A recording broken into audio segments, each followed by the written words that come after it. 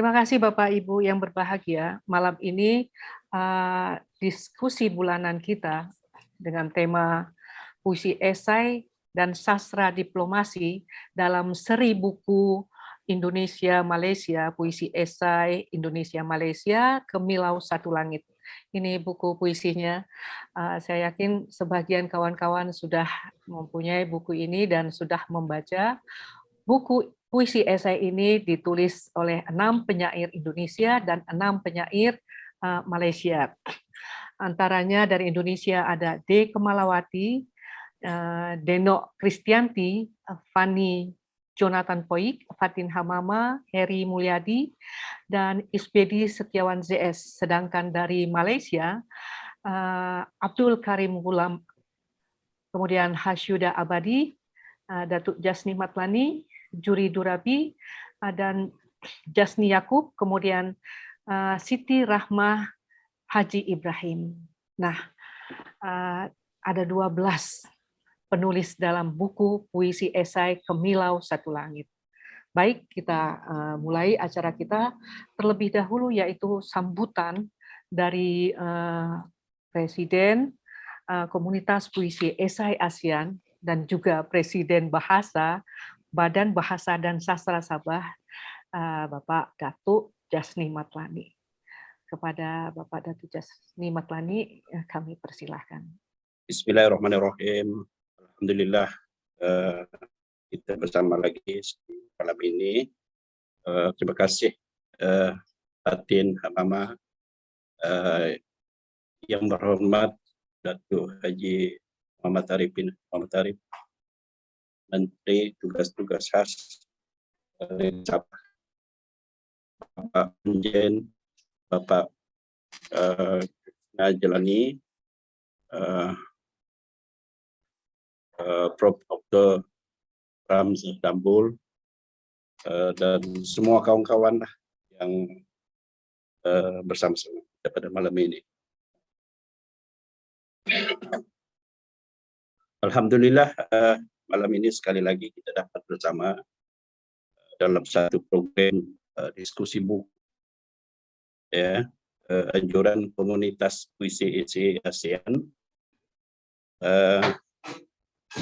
Setelah menganjurkan program ini pertama kali pada 12 hari bulan yang lalu, tahun 2021 yang lalu, dengan memperkatakan buku Hujan di bulan Juni, ya, karya Allahyarham Bapak Indo Damuno. Buku itu memang sudah banyak diperkatakan orang, dan waktu itu kita telah mengundang Dr. Imam Kalyubi, ya, yang telah membicarakan buku itu dari sudut kearifan alam dalam makrifat sastra. Saya masih ingat Dr. Imam telah memberikan ulasan dan juga pandangan yang sangat menarik dan terhadap buku itu. Dan pada malam ini pula kita sekali lagi bersama-sama dalam majelis yang sama. Tapi malam ini kita bersama dengan seorang tokoh yang tidak asing lagi di Sabah, yaitu Profesor Dr. Ramzah Dambul. Beliau seorang Naib Chancellor Universiti Malaysia Sabah, dan beliau juga seorang penulis. Beberapa kali telah memenangi hadiah sastra perdana Malaysia dan juga hadiah sastra Sabah. Saya juga menganggap beliau sebagai adalah antara penulis, ya, yang terbaik yang kami ada di Sabah pada masa kini. Walaupun beliau seorang tokoh akademik yang penting di Malaysia, tetap, ya, pandangan beliau juga selalu dirujuk dan biasanya bernas tentang sastra kita. Jadi beliau akan bersama-sama kita untuk mengatakan buku Kemilau Satu Langit yang akan beliau perkatakan pada malam ini. Saya juga beberapa hari yang lalu telah berkesempatan untuk memberikan ataupun menyampaikan 2 buah buku kepada beliau, buku yang berkaitan dengan puisi esei, dan saya harap buku itu akan banyak membantu beliau memahami dengan lebih jelas lagi tentang puisi ini. Saya ucapkan terima kasih kepada yang berhormat Datuk kerana sudi melancarkanlah, meluncurkan, kalau di Indonesia meluncur kita pada malam. Begitu juga Bapak Krishna, kami mengucapkan jutaan terima kasih kerana sudi bersama kami. InsyaAllah dengan adanya program seperti ini, walaupun kita tidak boleh bertemu biasa, InsyaAllah program ini akan menjadi satu acara yang memperkukuhkan lagi hubungan silaturahim dalam kalangan kita, penulis-penulis di negara-negara ASEAN ini.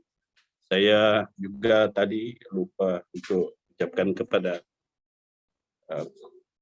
kasih juga kepada kakak dari Singapura tadi yang telah menulis puisi esei ya di Singapura, dan rakan-rakan lain juga di Indonesia. Kasih yang tidak terhingga. Mudah-mudahan program ini akan terus berjalan pada masa-masa akan datang, dan insyaAllah kita sentiasa di Sabah, di Malaysia, kita sentiasa mengalu-alukan program seperti ini. Sekali lagi saya juga tidak lupa sebelum saya mengakhiri ucapan ini, saya juga mengambil kesempatan untuk mengucapkan terima kasih kepada Bapak Dini J.A. Kerana merintis penulisan esei ini di Indonesia. Beliau adalah insan yang bagi saya bertanggung jawab memperkenalkan dan menjadi pelopor genre ini di seluruh negara ASEAN. Dan alhamdulillah puisi esei kini semakin dikenali di peringkat ASEAN, malah mendunia, dan kini semakin diterima dan dikenali juga di peringkat global. Ini saya pikir dapat dianggap sebagai penanda aras baru untuk sastra Indonesia di peringkat global. Sudah lama kita, terutama di luar negara, Indonesia sudah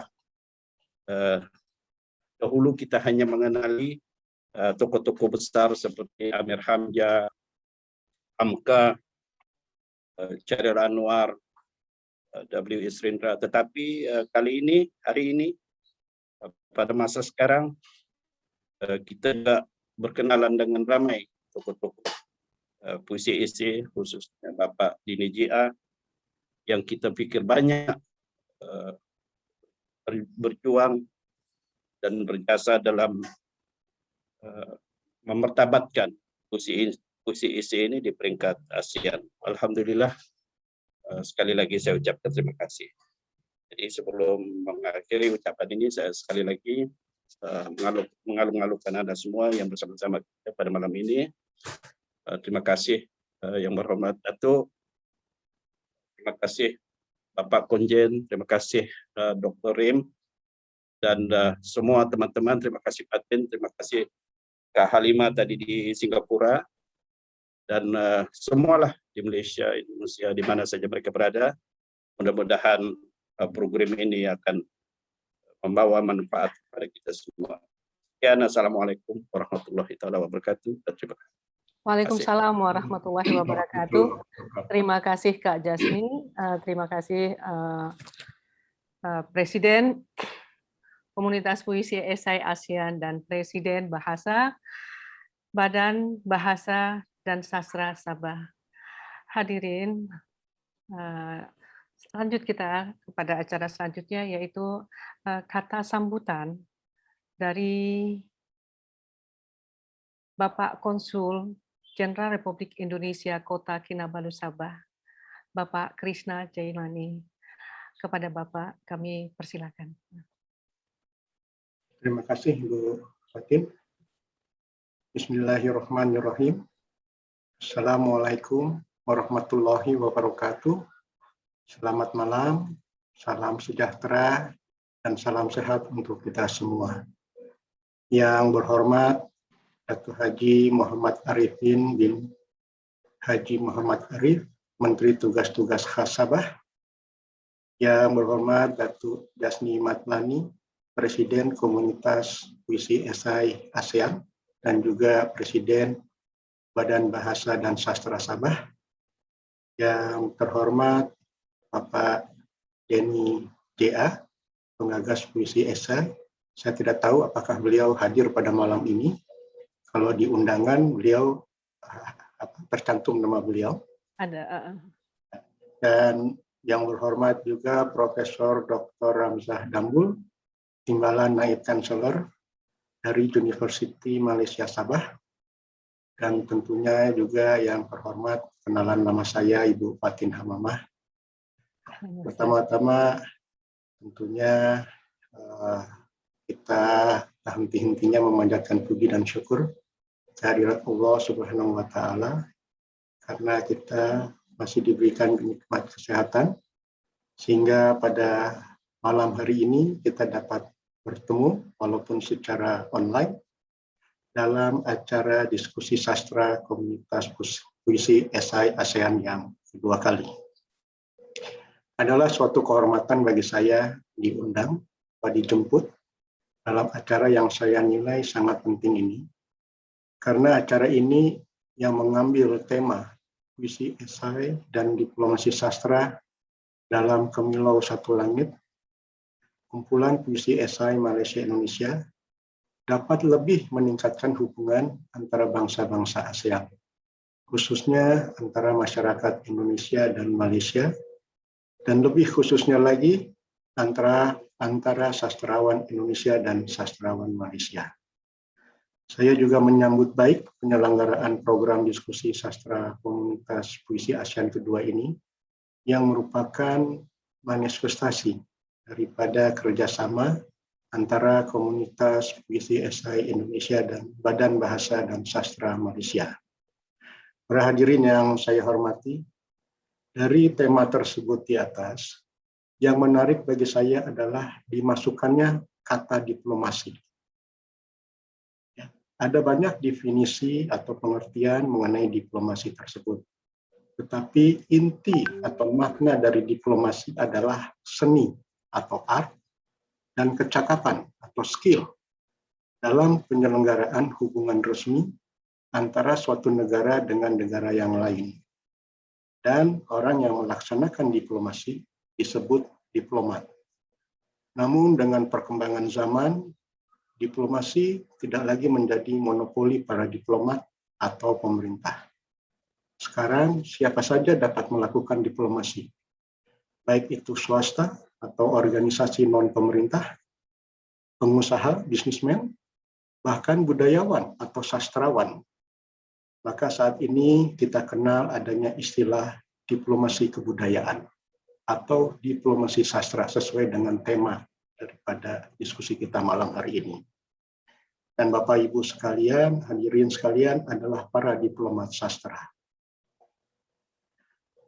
Para hadirin yang saya hormati, pada awalnya terus terang saya tidak mengetahui apa itu puisi esai, karena saya tidak memiliki latar belakang budaya atau sastra. Lalu saya mencoba mencari penjelasan dari berbagai sumber. Ternyata puisi esai merupakan perpaduan antara dua jenis karya sastra, yaitu puisi dan esai, yang digagas atau dikemukakan oleh Bapak Denny J.A. pada tahun 2012.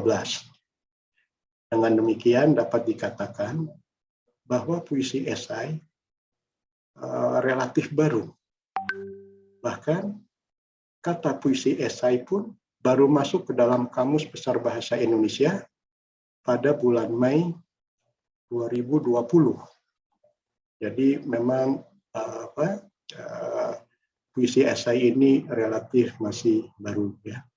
Dan saya juga masih mengingat, masih jelas dalam ingatan saya bahwa lebih kurang 3 tahun yang lalu, tepatnya pada bulan November 2018, saya pun dijemput untuk bersama-sama dengan Menteri Pelajaran dan Inovasi Negeri Sabah meluncurkan buku seri puisi esai Indonesia Malaysia dengan judul Kemilau Satu Langit. Dan saya pun masih ingat bahwa peluncuran buku tersebut juga disaksikan oleh yang berbahagia Dr. Haji Muhammad Arifin bin Haji Muhammad Arif. Kehadiran buku seri puisi esai Indonesia Malaysia ini kiranya menjadi tanda bahwa tiada batasan dalam puisi, sastra milik dunia, sekaligus inspirasi bagi penyair-penyair untuk berkarya sehingga tinta para sastrawan tidak pernah kering untuk menulis, baik mengapresiasi maupun mengkritisi peran dan sepak terjang humanity maupun nationality. Hadirin yang saya hormati, melalui diskusi sastra komunitas puisi Eselon 2 ini, meskipun diselenggarakan secara online, saya berharap akan dapat menghasilkan karya sastra yang semakin relevan dalam menghadapi tantangan sastra ke depan. Karya sastra kontemporer haruslah lebih kritis dan peka dengan situasi global, serta mudah difahami dan dapat dinikmati oleh berbagai lapisan masyarakat. Insya Allah, melalui peran komunitas puisi esai ASEAN ini, puisi esai tidak akan pernah padam, tidak akan pernah mati. Sebelum saya akhiri sambutan ini, dalam kesempatan ini pula perkenankan saya mengucapkan selamat kepada Bapak Denny J.A. yang telah dinobatkan sebagai penerima pertama anugerah kategori sastra kemanusiaan dan diplomasi ASEAN 2021 dalam acara Festival Penulis Sabah bulan Maret 2021 yang lalu. Akhir kata, semoga kegiatan diskusi sastra komunitas puisi ASEAN kedua ini dapat berjalan dengan lancar, dan mari kita jadikan kegiatan ini sebagai sarana bersilaturahim dan ajang kerjasama dalam sastra. Demikian sambutan singkat saya ini, lebih dan kurangnya saya mohon maaf. Wassalamualaikum warahmatullahi wabarakatuh. Waalaikumsalam warahmatullahi wabarakatuh. Terima kasih Bapak Ekscelensi, Bapak Konsul Jenderal Republik Indonesia untuk Kota Kinabalu Sabah, Bapak Krisna Jalilandi. Terima kasih Pak Konjen. Sambutannya luar biasa sekali. Baik, kita lanjut acara kita.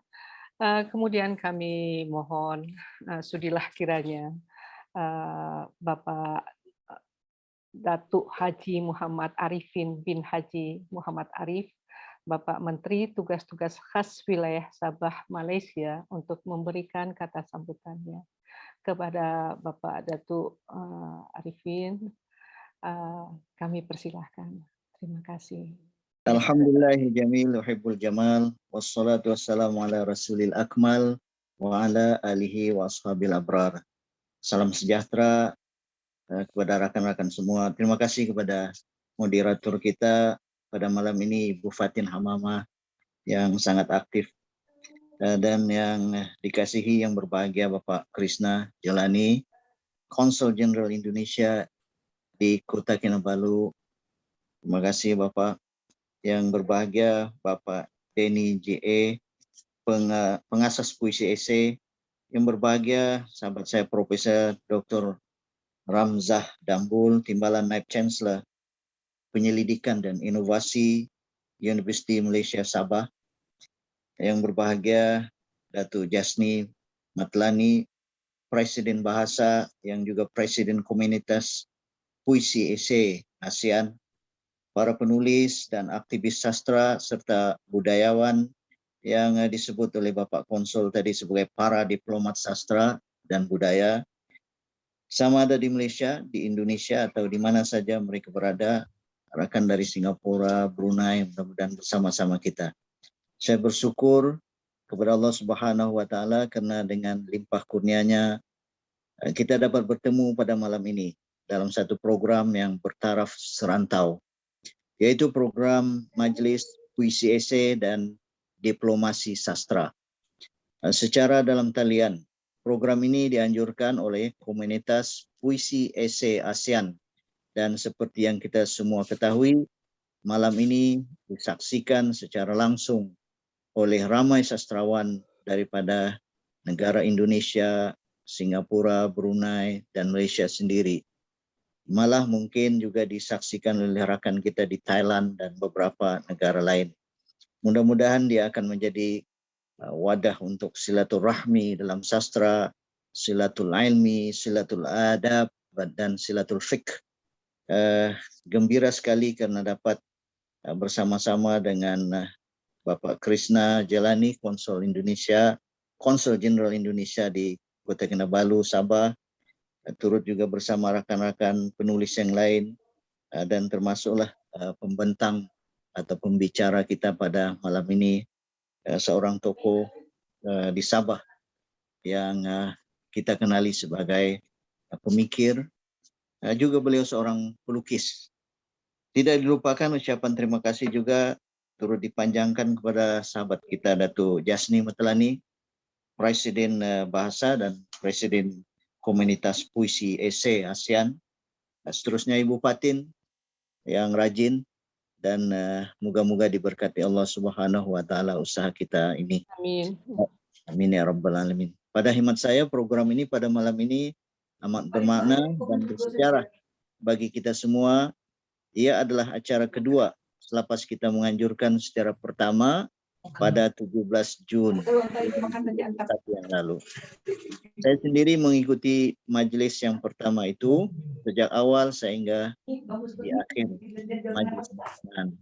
Sangat menarik dan pembahasan oleh Imam Qailubi banyak memancarkan makna untuk kita jadikan iktibar dan panduan dalam sastra serta kehidupan kita. Alhamdulillah, perkongsian ilmu dalam program itu amat menarik perhatian saya, dan malam ini wakil kita dari Sabah, daripada Ranau Sabah, daripada Sabah Malaysia, yaitu Profesor Dr. Ramzah Dambul atau Dr. Rem, akan tampil memperkatakan buku puisi esei yang bukan saja dihasilkan oleh penyair Malaysia dan Indonesia, tetapi juga oleh penyair Brunei, Darussalam, Singapura, dan juga Thailand. Saya difahamkan sudah ada 2 buku antologi puisi esei yang diterbitkan melibatkan para penyair negara ASEAN, yaitu buku Kemilau Satu Langit yang juga buku antologi, dan juga buku antologi puisi esei yang berjudul Yang Sunyi dan Terasing. Saya difahamkan juga sudah ada penyair dari Malaysia dan Singapura telah menghasilkan buku kumpulan puisi esei perseorangan di negara masing-masing. Saya ucapkan syabas dan tahniah. Saya berharap usaha seperti ini akan berterusan pada masa akan datang. Saya juga merakamkan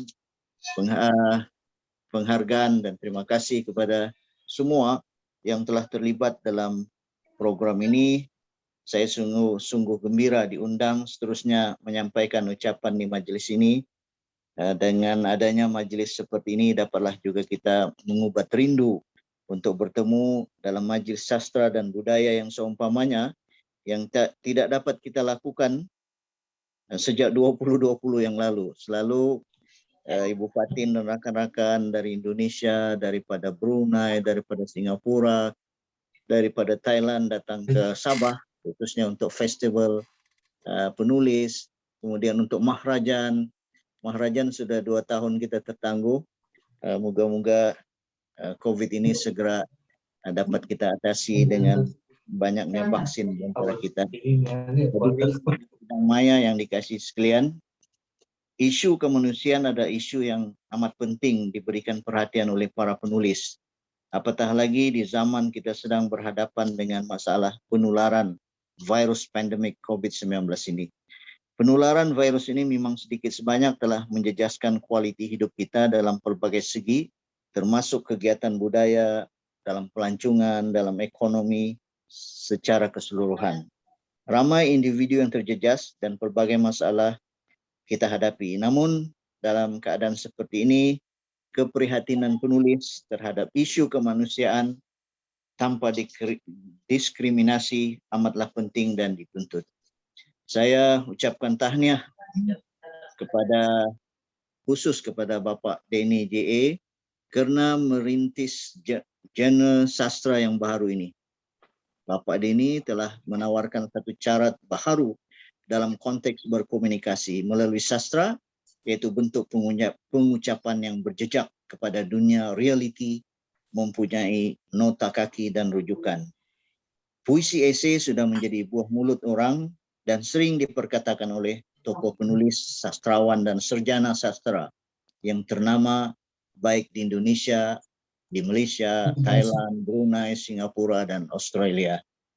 Saudara-saudara rakan sidang maya sekalian, sekali lagi saya ucapkan terima kasih kepada pihak penganjur. Saya yakin usaha kita dalam menyemarakkan budaya, bahasa, dan sastra sama ada di Malaysia, di Indonesia, dan di mana-mana di Nusantara ini, malah di belahan dunia ini, akan berterusan, dan kita menjadi sentiasa optimis agar usaha yang dilakukan selama ini dalam memartabatkan budaya, bahasa, dan sastra membuahkan hasil yang baik. Sastra kita harus terus menyerlah serta meninggalkan kesan dan impak yang tinggi kepada kita semua. Jika tidak disebabkan masalah virus COVID-19, para penulis kita di Indonesia, Malaysia, Brunei, Thailand, dan Singapura sudah pasti saling kunjung-mengunjung. Tapi sekarang kita kunjung-mengunjung di maya ini. Saya mengambil kesempatan ini untuk mengucapkan terima kasih kepada semua. Tidak lupa saya ucapkan syabas kepada penganjur, dan khususnya juga saya ucapkan terima kasih kepada saudara Dr. Rem yang akan memberikan curahan ilmu beliau, fikrah beliau yang tajam. Beliau juga adalah seorang pemerhati yang baik dan amat mendalam. Saya suka dengan tulisan-tulisan beliau yang mana sering menyentuh berhubung dengan kemasyarakatan, sosio budaya, termasuk politik. Beliau seorang penyair dan pelukis, dan juga antara tokoh atau anak Sabah yang saya yakin akan melangkah lebih jauh dalam dunia sastra ini, karena beliau seorang ilmuwan dan pemikir yang baik dan pembaca hari-hari atau waktu, pembaca kehidupan yang sungguh tajam. Saya ucapkan selamat maju jaya kepada saudara Rem, dan saya ucapkan syabas dan tahniah kepada penganjur. Terima kasih kepada Ibu Fatin, Bapak Konsul Jenderal yang hadir bersama-sama. InsyaAllah kita akan teruskan usaha kita untuk sama-sama menjadikan sastra sebagai wadah untuk diplomat atau diplomasi kehidupan kita. Billahi taufiq wal hidayah. Assalamualaikum warahmatullahi wabarakatuh. Terima kasih. Waalaikumsalam warahmatullahi wabarakatuh. Terima kasih Bapak Datuk Arifin. Tadi kita sudah mendengarkan bersama sambutan dari Bapak Konjen dan dari Bapak Datuk Arifin, Bapak Menteri Tugas-Tugas Khas Wilayah Sabah, Malaysia. Baik, kita akan melangkah kepada acara diskusi kita. Namun sebelumnya, untuk pengantar diskusi ini, kita minta Bapak Denny Januar Ali untuk mengantar diskusi ini. Silakan. Teman-teman Indonesia, teman-teman Malaysia, kita disatukan oleh sejarah yang sama. Kita berasal dari peradaban yang sama, yaitu peradaban Melayu. Ini peradaban yang sudah tua sekali. Ia sudah datang di abad 7 Masehi. Memang sekarang kita berada di negara yang berbeda, Indonesia, Malaysia. Indonesia baru merdeka tahun 45, Malaysia baru merdeka tahun 57. Sebagai negara, usia kita belumlah panjang, masih di bawah 100 tahun. Tapi sebagai peradaban Melayu, kita sudah ada di sana sejak abad ke-7, berarti sejak 1300 tahun yang lalu. Negara kita sekarang berbeda, tapi nenek moyang kita hidup dalam tradisi yang sama. Di abad ke-7 dan seterusnya, leluhur kita, nenek moyang kita, sama-sama mereka membaca Ramayana, membaca Mahabharata. Ini kitab-kitab yang datang dari tradisi besar Hindu yang minta ampun kedalamannya. Bahkan di abad sekarang, abad 21, jika kita baca renungan Mahabharata, renungan Ramayana, yang juga dibaca oleh nenek-nenek moyang kita zaman dulu, kita terpana dengan kedalaman pandangan hidup, dengan kedalaman filsafat moral, filsafat hidup. Dan semakin kita terpana setelah tahu, kitab-kitab ini ditulis di abad ketiga dan keempat sebelum Masehi. Nenek moyang kita sudah membaca aneka renungan hidup yang dibuat di abad ketiga, berarti 300 tahun sebelum datangnya agama Kristen, 300 tahun sebelum datangnya Nabi Isa, berarti 1000 tahun sebelum datangnya Nabi Muhammad, 1000 tahun sebelum hadirnya agama Islam. Nenek moyang kita sudah membaca kitab-kitab besar itu. Melewati peradaban Hindu, datang pula kepada kawasan Melayu ini adalah peradaban Muslim, peradaban Islam. Dan nenek moyang kita pun sama-sama sudah membaca mulai Jalaluddin Rumi, hingga Al-Ghazali, hingga sekarang yang kontemporer itu Muhammad Iqbal, yang membawa satu nuansa moralitas yang berbeda yang datang dari kultur Islam. Kita lihat leluhur kita, nenek moyang kita, sudah diperkaya oleh bacaan-bacaan peradaban yang sama. Sungguh pun sekarang kita, karena satu pergerakan nasionalisme terpisah menjadi dua negara, Indonesia dan Malaysia, tapi kita share, kita mengalami satu peradaban yang sama, yaitu peradaban Melayu. Itulah respon pertama saya ketika ingin mereview buku puisi. Ini buku puisinya. Ini Kemilau Satu Langit. Ini buku puisi yang akan kita jadikan topik dalam diskusi kali ini. Komunitas Puisi Esai ASEAN. Ini seri puisi esai Indonesia Malaysia. Buku puisi ini ditulis oleh 6 penyair Indonesia dan 6 penyair Malaysia.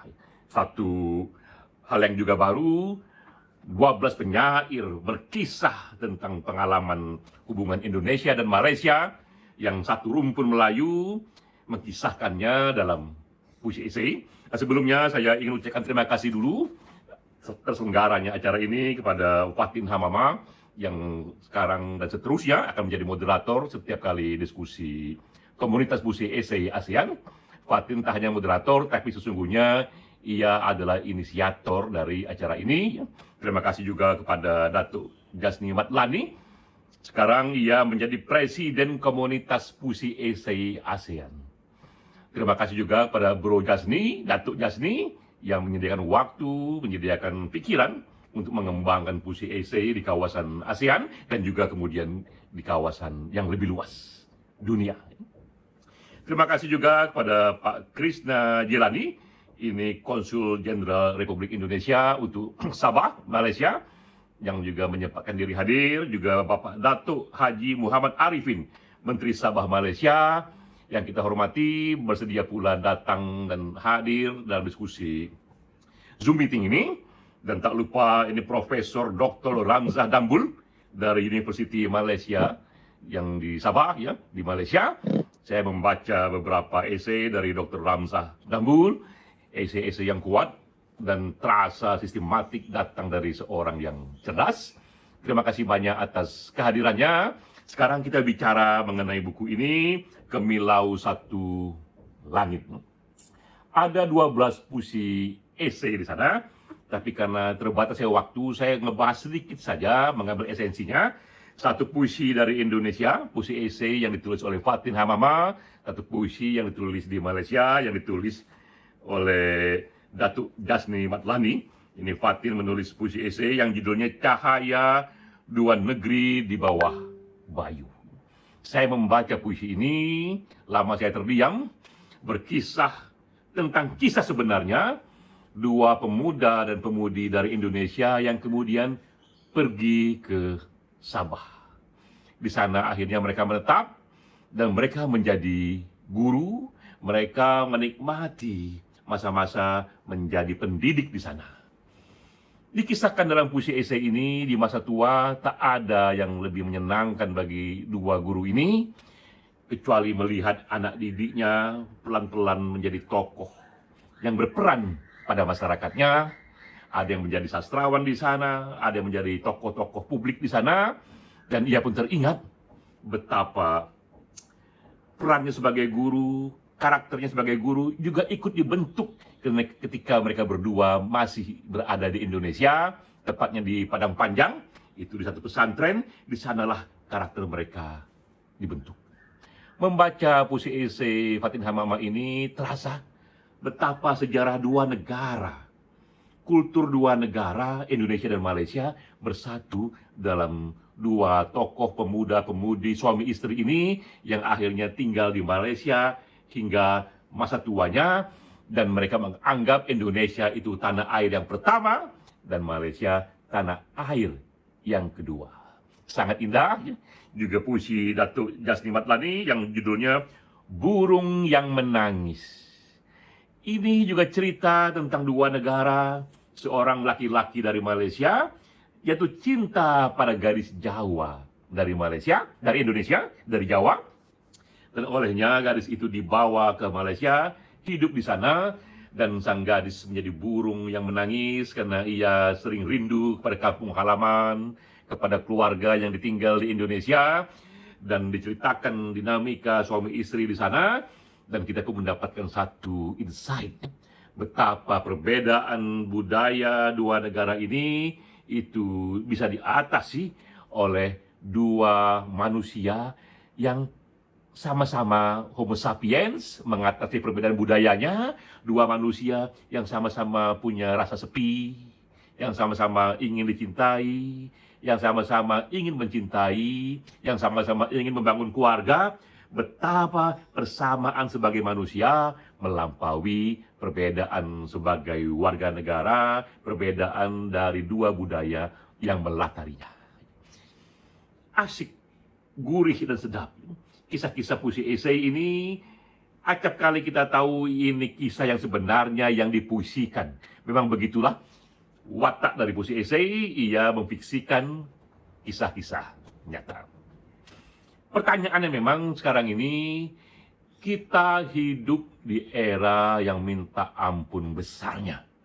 Ini revolusi industri keempat, satu pencapaian teknologi, peradaban tinggi yang belum pernah terjadi sebelumnya. Pertanyaannya kepada kita, apa yang bisa kita sumbangkan selaku penggemar sastra, selaku penyair? Karena kita melihat di berbagai dimensi profesi kehidupan, mereka yang hidup di zaman besar ini juga menyumbangkan sesuatu, membawa hal-hal baru. Di zaman yang sangat besar ini, mengapa pula kita hanya menjadi pengekor? Mengapa pula kita hanya mengulang-ulang dari tradisi yang ada sebelumnya? Kita pun berkesempatan menyumbangkan, berikhtiar, melakukan hal-hal baru. Puisi esai termasuk hal-hal baru di dunia sastra. Di dunia lain, katakanlah di dunia entrepreneurship, kita mendengar mereka menyumbangkan hal baru dengan cara misalnya kita dengar itu Richard Branson, Jeff Bezos, Elon Musk. Mereka menjadikan ruang angkasa sebagai wilayah untuk kita bisa tamasya. Ini bukan main. Belum pernah terjadi sebelumnya. Dulu itu ruang angkasa monopoli para astronot. Di era sekarang, era baru, ruang angkasa akan terbuka bagi publik luas untuk melancong, untuk para wisata. Itu yang baru dari mereka. Kita juga tahu sekarang ini, bahkan di dunia DNA, di dunia neuroscience, di dunia biologi, pun datang pula tradisi baru, ikhtiar baru. Mereka sudah bisa mengedit DNA. DNA pun bisa diedit di era ini. Itu sumbangan baru mereka. sehingga mereka bisa ciptakan kuda yang lebih kuat, kuda yang lebih cepat dengan cara mengutak-atik DNA-nya. Bahkan DNA manusia pun sekarang ini terbuka untuk diubah. Misalnya ketika kita mempunyai bayi dan dokter akan bertanya, sebelum bayi itu lahir, ketika masih di kandungan, apakah kita ingin anak ini lebih seperti Newton, Einstein yang kuat matematiknya, ataukah lebih sebagai Mozart, Shakespeare yang lebih kuat bahasanya. Itu semua adalah hasil dari kode DNA yang bisa dikutak-atik. Itulah sumbangan para ahli biologi di zaman sekarang. Juga dengan mereka yang aktif sebagai pustakawan, yang aktif sebagai jurnalis, datangnya media online juga sudah mengubah banyak sekali bentuk jurnalisme. Jadi kita melihat, sekarang ini library pun, perpustakaan pun bisa kita akses dari aneka sumber di seluruh dunia, hanya dari beranda rumah kita saja, hanya melalui handphone saja, koneksi kepada internet. Sudah banyak yang berubah dalam hidup ini. Pertanyaannya, bagaimana dengan dunia puisi? Apa yang disumbangkan oleh generasi kini, generasi yang minta ampun besarnya? Apa kita hanya mengekor saja pada raksasa sastrawan sebelumnya, mengulang-ulang apa yang mereka buat? Titik inilah kita senang, karena puisi esai ini bagian dari ikhtiar sumbangan kita di dunia sastra. Ini cara bertutur yang berbeda dan terkesan dari buku ini. Terkesan dari buku ini sudah bisa kita nikmati cara bertutur yang berbeda. Di buku ini kita rasakan bahwa sastra, puisi esai khususnya, sudah melampaui peran tradisionalnya. Ia tidak hanya mengeksplor sisi batin manusia, tapi juga ia bisa menjadi sastra diplomasi. Ia bisa mengkisahkan hubungan dua negara dalam puisi, karena puisi esai menyediakan fasilitas itu. Ada babak tubuh puisi yang panjang berbabak-babak, disitulah bisa dikisahkan aneka drama-drama hubungan dua negara dan warga negara di dalamnya.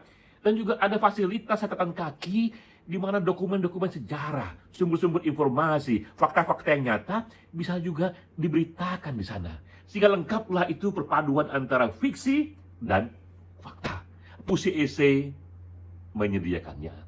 Bisa kita katakan puisi esai ini adalah sumbangan generasi kita di era revolusi industri keempat untuk ikut memperkaya dunia sastra. Tidak menggantikan, karena mustahil kita menggantikan, buat apa pula menggantikan, tapi hanya memperkaya bunga-bunga di kebun sastra. Itulah arti penting dari meeting kita dalam Zoom meeting ini. Dan sekali lagi terima kasih banyak kepada teman-teman, dan kita akan terus kembangkan puisi esai sebagai cara baru bertutur tentang banyak hal, dengan catatan kaki di dalamnya, dengan kisah yang berbabak-babak. Terima kasih. Salam. Terima kasih Mas Denny J.A. yang sudah memberikan pengantar untuk diskusi pada malam ini. Baik, kita masuk ke inti acara kita pada malam ini, yaitu diskusi dengan tema puisi esai dan sastra diplomasi yang akan digawangi oleh Profesor Dr. Ramzah Dambul, Timbalan Naib Konselor Penyelidikan dan Inovasi Universitas Malaysia Sabah UMS Kota Kinabalu. Hadirin yang berbahagia, Pak Profesor kita ini bernama aslinya Ramzah Dambul. Beliau berusia 49 tahun. Kalau yang di Wikipedia kita lihat yang lebih mesra dipanggil atau yang lebih akrab dipanggil dengan sebutan Profesor Rem, menetap di Sabah dan tinggal di teratak desa yang dinamai Rumah Pangi. Beliau lulusan Sarjana Muda Sains University Malaya pada tahun 1994, Sarjana Sastra dalam Geografi dari Universiti Kebangsaan Malaysia tahun 2000, dan Doktor Falsafah dalam Klimatologi Sinoptik Universitas East Anglia tahun 2007. Dari segi kerjanya profesional, beliau adalah pensarah dan penyidik di Universitas Malaysia Sabah sejak tahun 1998 dengan gelaran ahli klimatologi, saintis yang mengkaji fenomena iklim. Yang paling hangat ketika ini tentunya isu pemanasan global dan perubahan iklim sedunia, yang menjadi fokus utama kajian Profesor Rem. Bidang penyelidikan ini telah membawa beliau mengembara serta berhijrah sementara ke England pada tahun 2008, ke Taiwan pada tahun 2009 sampai 2010, serta Saudi Arabia tahun 2012 sampai 2014 untuk bekerja di beberapa proyek kolaborasi antar bangsa. Profesor Rem adalah penerima Hadiah Sastra Perdana Malaysia pada tahun 2012 dan 2013, juga penerima Hadiah Sastra Sabah 2012 dan 2013. Kini Profesor Madya Dr. Ramzah Dampul telah dilantik sebagai Timbalan Naib Konselor Penyelidikan dan Inovasi Universitas Malaysia Sabah. Berkuat kuasa dari tanggal 1 April 2019. Panjang biodata beliau dan banyak buku-buku yang sudah ditulis oleh beliau. Tapi untuk lebih akrabnya, lebih mantapnya, baik kita langsung dengarkan saja penjelasan diskusi kita ini pada malam ini tentang puisi esai dan sastra diplomasi dari Profesor Rem Dampul. Kepada Bapak Rem, kami persilahkan. Terima kasih. Terima kasih Ibu Patin. Boleh dengar suara saya? Boleh? Saya bisa mendengarkan. Ya, sebab saya di sini saya menggunakan cuma komputer saja, saya tidak ada alat mikrofon tambahan. So saya harap dia jelas. Okay, Assalamualaikum dan selamat malam. Yang berhormat Datuk Haji Arifin Arif, sahabat saya Menteri Tugas-Tugas Khas Negeri Sabah. Yang juga saya hormati Bapak Krishna Jelani, Konsul Jeneral Republik Indonesia di Sabah. Juga saya hormati Bapak Denny J.A., pengasas puisi esei. Ibu Fatin, tadi Bapak Jenny, dia adalah rakaman atau live? Beliau dalam perjalanan. Oke. Ya. Begitu juga saya hormati Datuk Jasni Matlani, Presiden Komunitas Puisi Esei ASEAN. Dan juga rakan-rakan dan sahabat-sahabat semua yang dapat bersama kita pada malam ini. Sebelum itu ya Ibu Fatin, saya diberikan masa berapa supaya saya boleh menyusun pembentangan saya sesuai dengan masa yang diberi? 20 menit. 20 menit. Baik, terima kasih. Terima kasih. Baik, pada malam ini, pertama sekali saya ada beberapa disclaimer dan penafian. Perbincangan saya pada malam ini tidak mengkhusus sangat kepada buku Kemilau Satu Langit, yang telah dibincangkan tadi. Saya ada dua sebab kenapa saya tidak akan membincangkan buku secara spesifik. Sebab yang pertama, sebenarnya tajuk asal yang diberikan kepada saya oleh Ibu Fatin sebelum ini ialah puisi esei dan diplomasi sastra. Jadi kebetulan saya tidak mempunyai buku yang diminta untuk diulas itu, dan saya juga tidak terfikir untuk meminta sebab tajuknya adalah umum begitu. Walau bagaimanapun saya telah diberikan pada minggu lepas, saya sempat menelitinya, beberapa juga buku yang lain. Saya boleh memahami sebahagian konteksnya, tetapi untuk menghadamnya dalam satu perbicaraan yang khusus tu, saya fikir barangkali tidak adil untuk buku itu. Itu sebab yang pertama. Tapi sebab yang kedua ini adalah lebih penting.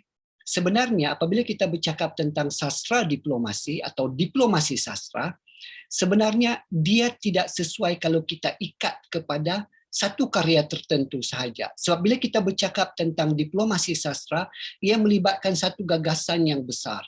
Dia bukan sahaja merujuk kepada karya-karya tertentu, ya, itu adalah salah satu tunggaknya, tetapi yang lebih besar di dalam diplomasi sastra itu adalah usaha advokasi, usaha gerakan-gerakan yang tersusun, yang dikaitkan dengan satu-satu advokasi sastra. So dalam konteks ini, saya akan membahaskan tentang puisi esei ini dan bagaimanakah peranannya di dalam menggalakkan diplomasi sastra di sekitar, terutama sekali dalam wilayah Nusantara kita.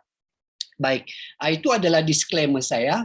Kemudian, bagi memudahkan barangkali tuan-tuan dan puan-puan untuk mengikuti perbincangan saya pada malam ini, Datuk Haji Arifin tadi sudah memuji agak tinggi juga, jadi saya pun berdebar-debar. Saya tidak tahu sama ada saya boleh mencapai expectation itu ataupun tidak, tapi saya cuba sebab saya fikir perkongsian saya ini sangat santai dan juga sangat casual, dan barangkali dengan masa 20 minit itu saya tidak dapat menggali sedalamnya, more to the just macam surface lah. Tapi saya harap dia boleh membuka, sekurang-kurangnya membukakan pintu tentang pemahaman konsep diplomasi sastra dan juga puisi esei. Jadi turutan saya adalah yang saya akan saya cuma akan bercakap tentang 4 perkara. Yang pertama sekali ialah apakah itu diplomasi sastra dan kenapa ia penting. Yang kedua adalah saya akan bercakap sedikit tentang gelora puisi esei. Saya tidak akan sentuh tentang bagaimana asal-usulnya, telah pun disebut banyak oleh pembicara, dalam ucapan-ucapan tadi. Bahkan Bapak Denny sendiri telah memberikan sedikit gagasan tentang latar belakang puisi esei itu. Jadi saya tidak akan mendalam segitu, tetapi saya akan membincangkan sedikit tentang gelora yang berlaku semasa puisi esei ini mula digagaskan dahulu, sebab nantinya saya akan kaitkan gelora itu dengan kekuatan genre yang baru ini dalam konteks diplomasi sastra.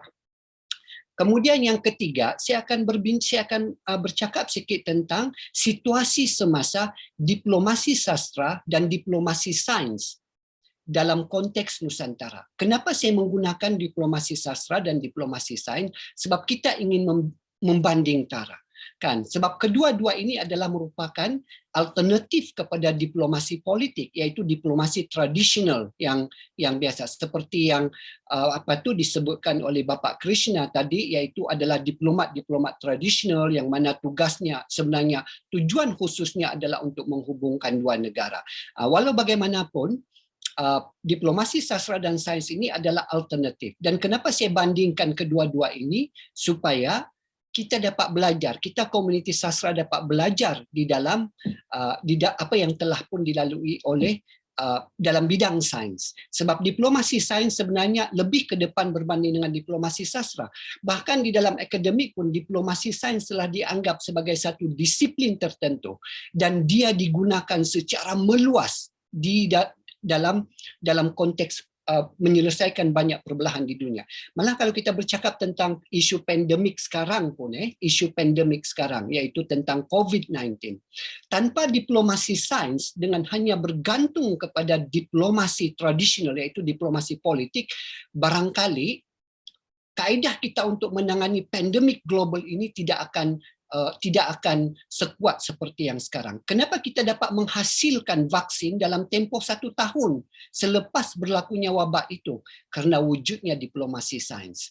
Kenapa pada zaman-zaman dahulu ataupun pada era-era yang kebelakang, apabila wujud satu wabak ataupun pandemik, kita masa terlalu panjang untuk diambil bagi menghasilkan vaksin. Kerana pada masa itu kita banyak bergantung kepada diplomasi tradisional dalam menghubungkan ilmu dan juga regulation antara negara-negara ini. Tetapi dengan wujudnya sekarang ini, intimnya diplomasi sains yang juga dijana oleh revolusi perindustrian keempat seperti yang telah disebut oleh Bapak Denny tadi, maka itu menjadi lebih lancar. So saya akan bercakap juga tentang itu. Dan yang terakhir sekali, barangkali saya akan simpulkan nanti perbincangan saya dengan memberikan sedikit argumen, boleh setuju ataupun tidak dengan saya, kenapa puisi esei ini adalah merupakan cahaya baru di dalam kelompok sastra untuk benar-benar dapat mengangkat diplomasi sastra. Sebab nanti saya akan juga tunjukkan pada masa yang dulu kita selalu ketinggalan dengan dalam bidang sains. Diplomasi sains lebih ke depan, diplomasi sastra agak ke belakang dengan beberapa halangan dan kekangan. Dan apakah puncanya?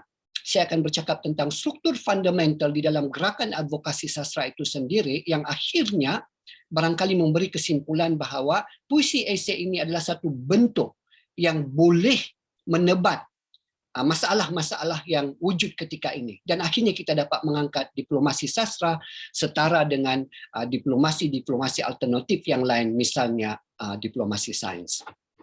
Baik. Okey, saya mulakan dengan diplomasi sastra. Apakah itu diplomasi sastra? Sebenarnya ini juga saya tidak perlu sebut lagi sebab sebenarnya Bapak Krishna tadi telah menghuraikan itu dengan cukup baik. Diplomasi sastra adalah sejenis diplomasi yang kita dapat tahukan antara negara hasil daripada aktiviti sastra. Maksudnya sastrawan semua ini bertindak sebagai diplomat dan kita menjalin hubungan itu. Tetapi kita mesti juga fikir bahawa jalinan itu bukan semata-mata terolah di dalam karya, bukan semata-mata terolah di dalam karya. Itu adalah salah satu metodnya bagaimana jalinan itu dapat berlaku.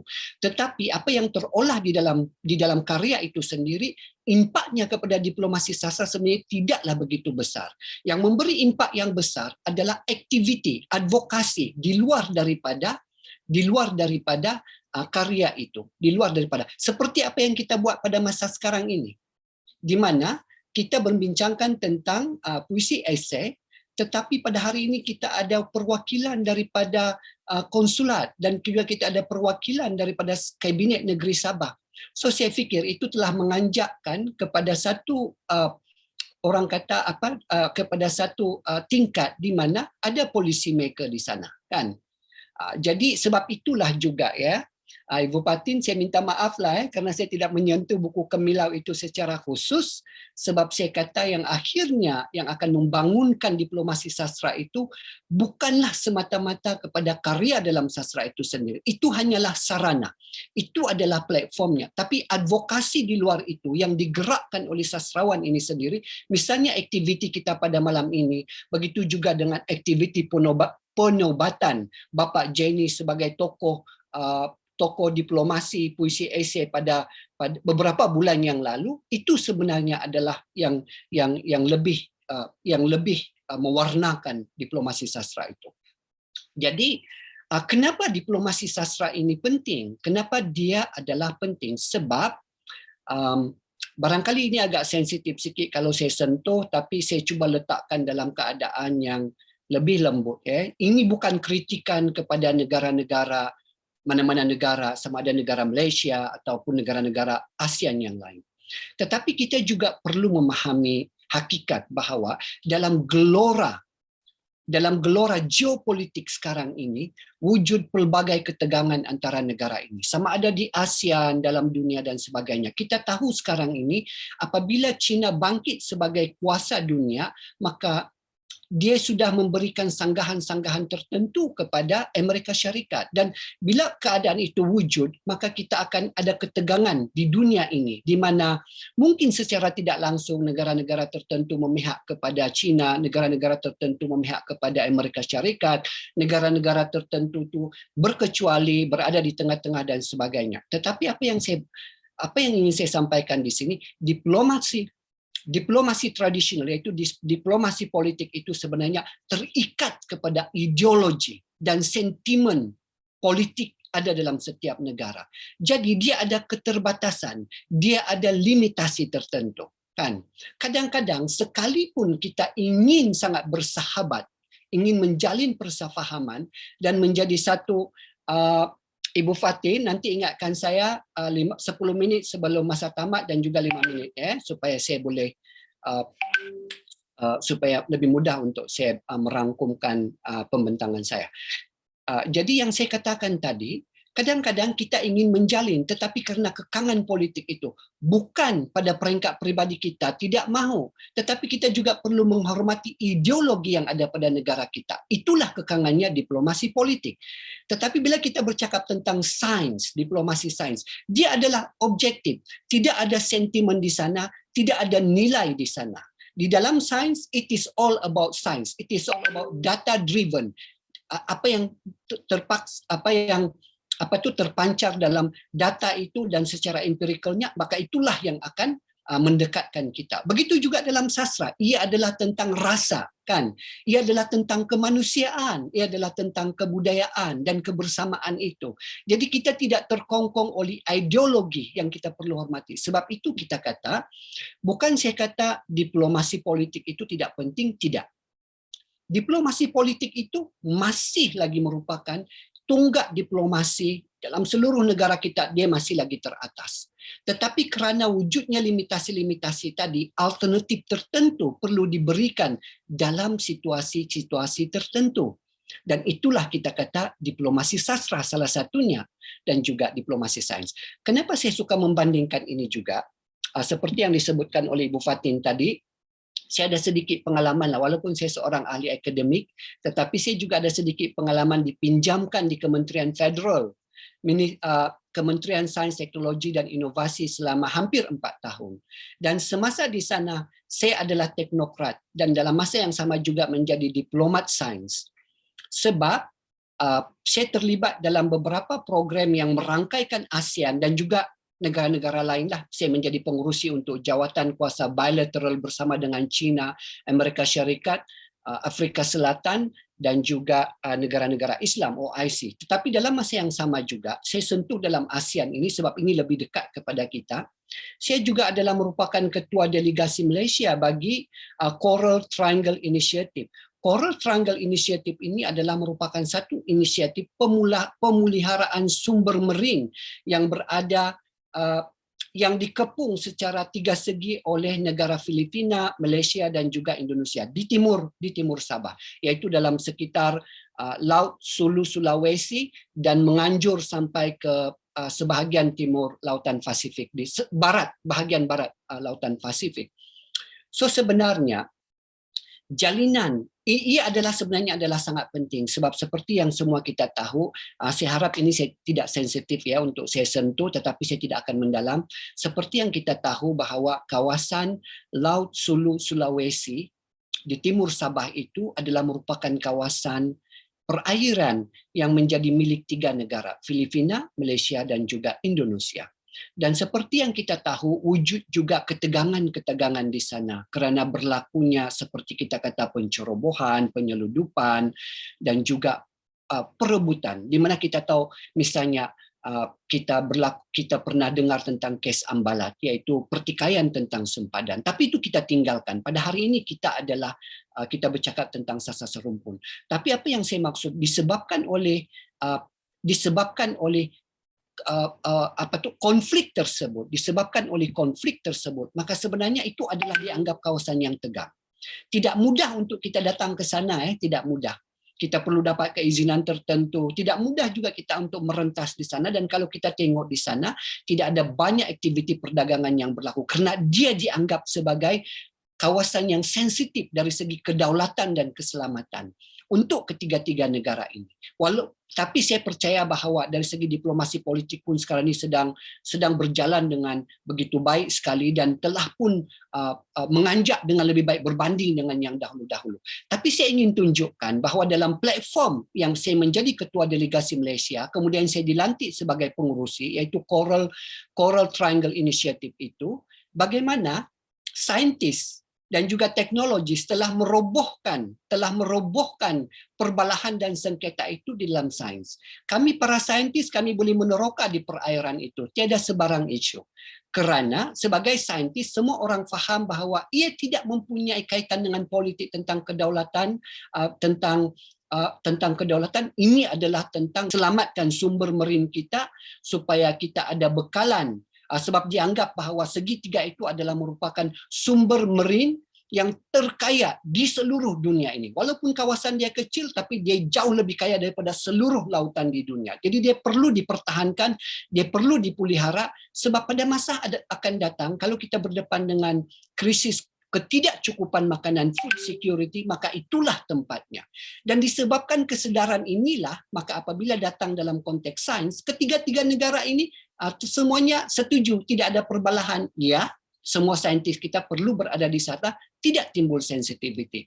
So apa yang saya ingin tunjukkan di sini sebenarnya adalah bagaimana diplomasi sains itu memberi alternatif dalam keadaan yang tertentu yang baik kepada diplomasi politik yang tidak dapat dicapai oleh diplomasi politik.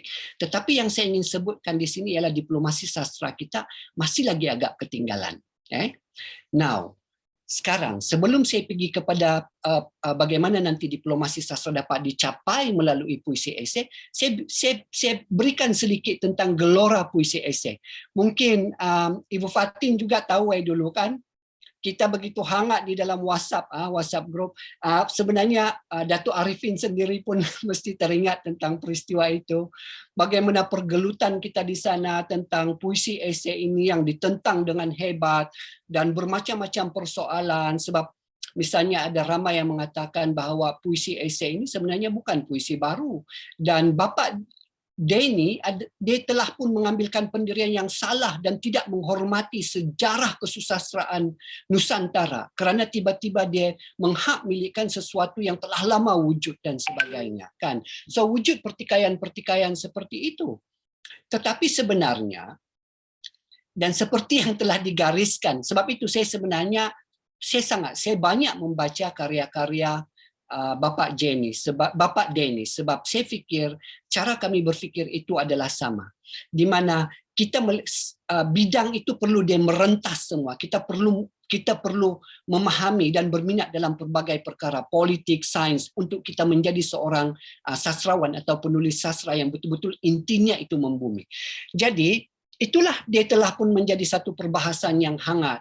Tetapi sebenarnya Bapak Denny telah pun menggariskan bahawa untuk sesuatu itu muncul dan dinobatkan, kita perlukan klasifikasi tertentu. Dia perlu diberikan definisi, dia perlu dijadikan sandaran, dan itulah sebenarnya yang telah dibuat oleh Bapak Denny.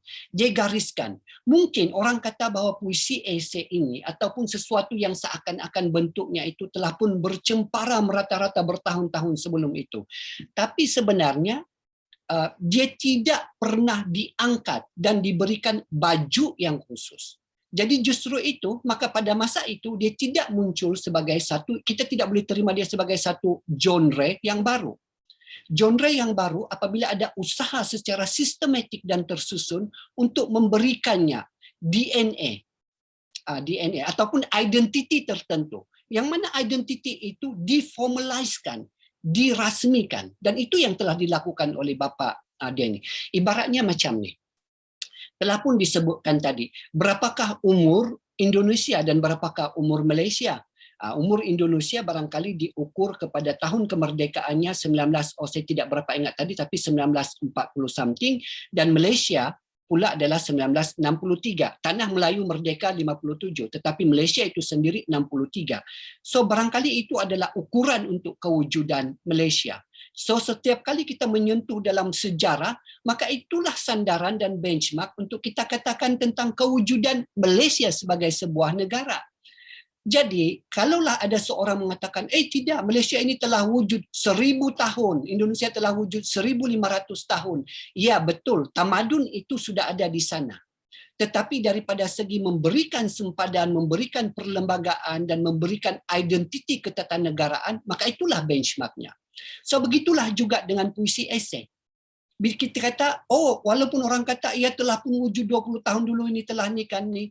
Dan kalau kita buat dalam carian Google sebenarnya, puisi esei, kalau kita buat dalam carian Google, 98% daripada carian yang muncul itu adalah pasca 2012. Maksudnya, 2% sahaja yang ada sebelum itu, sangat tidak signifikan. Dia menjadi signifikan selepas 2012 apabila Bapak Denny memberikan DNA dan identiti kepada puisi tersebut. Sebab itu saya kata saya sangat menyokong.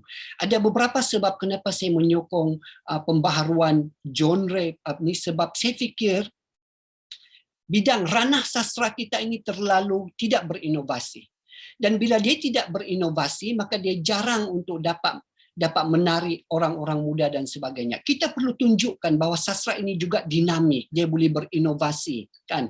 Sebab sains Dia sentiasa berinovasi dan dia memberikan definisi zaman-zaman yang tertentu, revolusi 1, revolusi perindustrian pertama, kedua, ketiga, dan keempat. Kita di sastra ini seolah-olah kita masih lagi begitu dan begini kan. Dan apabila dibuat pembaharuan, itulah isunya. Para sastrawan sendiri tidak menyokong antara satu sama lain. Sedangkan itu adalah sesuatu yang positif kepada dunia sastra kita. So, baiklah, okey.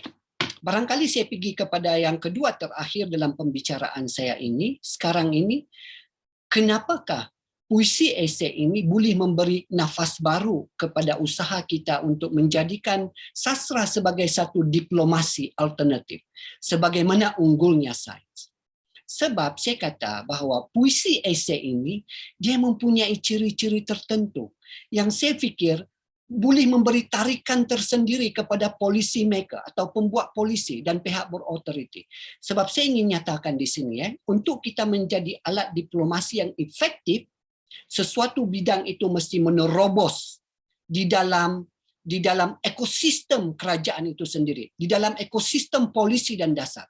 Kenapa saya katakan tadi diplomasi sains begitu berjaya di ASEAN? Sebab saya kata tadi wujudnya gagasan terumbu karang tiga segi itu, iaitu Coral Triangle Initiative, yang mana dia ditandatangani oleh 6 negara, disahkan secara rasmi, diberi dana oleh negara. Platform dia itu adalah rasmi. Kita datang dalam bergerak dalam itu bukan hanya sebagai persatuan atau sebagai saintis individu, tetapi saintis yang mewakili negara, di-endorse oleh setiap kerajaan yang kita wakili. Jadi itu sebenarnya yang kurang dalam diplomasi sastra kita. Betul kita ada banyak gerakan sastra yang merentas sempadan dari negara ke negara, tetapi kebanyakannya adalah di bawah persatuan ataupun gerakan individu, dan dia jarang sekali dapat menempatkan diri di kalangan policy maker. Dan saya kata kenapa? Sebab barangkali ini pandangan saya secara ini, barangkali tidak ada produk dalam sastra itu yang seperti yang saya kata boleh menjentik para birokrat dan para pembuat polisi ini untuk menghayati, kan? Dan saya fikir bahawa puisi esei ini dia mempunyai ciri itu dan dia boleh digerakkan. Sebab itulah beberapa contoh program yang kita telah buat sebelum ini mendapat dokongan daripada kerajaan negeri Sabah juga, dan mendapat dokongan daripada misalnya daripada konsulat daripada Indonesia sendiri, kan? Saya bagi apakah ciri-cirinya itu? Ada 2 ciri yang utama. Kenapa saya kata bahawa puisi esei ini adalah masa depan diplomasi sastra Nusantara? Yang pertama sekali adalah kita melihat kepada kesohoran penggagasnya. Ini bukan mengagung-agungkan individu. Saya tidak mahu nanti ada yang menyangka, oh inilah dia peminat tegar Denny. Tidak, saya realistik. Saya meminati bahan-bahan bacaan, tapi bukanlah saya ini adalah pentaksub. Tetapi saya juga tapi ini adalah realitinya. Kita melihat kepada kesohoran. Sebab apabila seorang yang mempunyai credibility seperti Denny J.A. menggagaskan puisi esei sebagai satu genre yang baru, dia ada appeal yang tersendiri. Kenapa? Sebab Bapak Denny adalah seorang yang merentas bidangnya. Dia seorang penganalisis politik. Beliau juga bercakap tentang bidang-bidang yang lain dan membuat penulisan yang lain. Bermaksud bahawa Bapak Denny ini bukanlah sekadar sastrawan tipikal. Masalah kita kadang-kadang bila kita ingin berhubung dengan pihak pembuat polisi ini, mungkin saya tahu YB Arifin pun barangkali dapat ni kan, kadang-kadang susah kan kalau kita ingin, contohnya lah kan, perkara-perkara yang kita ingin bawa mendapat dokongan untuk sastra sebagai contohnya, menubuhkan majlis sastra lebih susah daripada menubuhkan majlis sains ataupun menubuhkan majlis ekonomi. Kenapa? Sebab policy maker kita tu they cannot relate to sastra. Sebab mereka melihat sastra ni sebagai gratifikasi minda saja, bacaan-bacaan yang untuk rehlah, kan? Mereka tidak melihat lebih daripada itu. Sebab itu kita perlukan sosok seperti Bapak Denny untuk menyedarkan mereka bahwa sastra itu adalah lebih daripada itu. Sastra juga menerobos dalam bidang sains, menerobos dalam ekonomi, menerobos dalam isu-isu pilihan raya dan seumpamanya. Kita semua tahu bahawa buku Bapak Denny yang berjudul sekejap ya, yang Sapu Tangan Fang Ying, dia menjadi bestseller di dalam Amazon 2015 ya, bestseller dalam Amazon. So ini juga adalah merupakan satu perkara yang memberikan visibility kepada sastra. Tanpa visibility atau keternampakan, orang tidak akan melihat kepentingan sastra.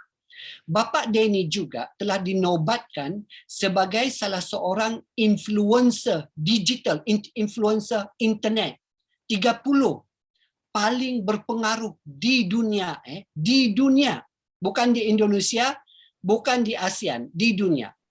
Dan selari dengan beliau adalah Barack Obama bersama-sama dengan itu, dan beberapa lagi artis yang termasuklah Usher, penyanyi dan itu. So begitu. So dengan melihat, dengan kita apa perkataannya, saya tidak mau guna perkataan menunggang sebab itu memberikan konotasi yang tidak baik. Tapi maksud saya dengan kita mengambil manfaat daripada sosok ini, maka kita boleh menampakkan keterlihatan sastra itu. Dan puisi esei itu mempunyai itu sebab sosok yang membangunkan itu mempunyai personality digital yang seperti itu. Kita juga tahu bahawa Bapak Denny juga adalah seorang content creator yang bagus. Saya banyak melihat kepada video-video beliau, dan ini adalah sangat mudah orang kata menyusup dalam dalam situasi kita sekarang, dalam era digital kita sekarang, revolusi perindustrian keempat, dan mudah menarik orang dan orang akan melihat. Perkara kedua yang saya kata boleh memberi kelebihan kepada puisi esei sebagai satu diplomasi alternatif kepada diplomasi tradisional adalah kerana ciri puisi esei itu sendiri. Ini saya tidak perlu sebutlah sebab telah pun dirungkaikan oleh beberapa dalam ucapan-ucapan tadi dan juga disebutkan oleh Bapak Denny juga tadi ya. Sebab ciri puisi esei ini yang sifatnya adalah kombinasi di antara fakta dan fiksi.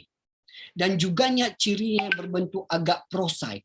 Bermakna puisi esei ini mampu untuk membawa gagasan-gagasan yang lebih besar. Mampu untuk membawa cerita-cerita yang lebih jelas. Mampu untuk mendekati komuniti-komuniti yang biasanya tidak berapa tertarik dengan sastra ataupun kurang cenderung kepada sastra, sebab mereka melihat sastra ini sebagai satu bahasa estetik yang tinggi. Nanti ramai yang akan berkata, alamak, saya ini puisi-puisi ini kurang sikit lah, susah saya mau faham dan sebagainya kan. Tetapi puisi esei itu merobohkan yang itu, sebab puisi esei menggunakan bahasa prosa. Dan dia juga bukan hanya bercakap tentang perkara-perkara fiksi, tetapi dia juga bercakap tentang perkara fakta. Kemudian diberikan pula nota kaki, dan ini akan memandu lebih ramai orang.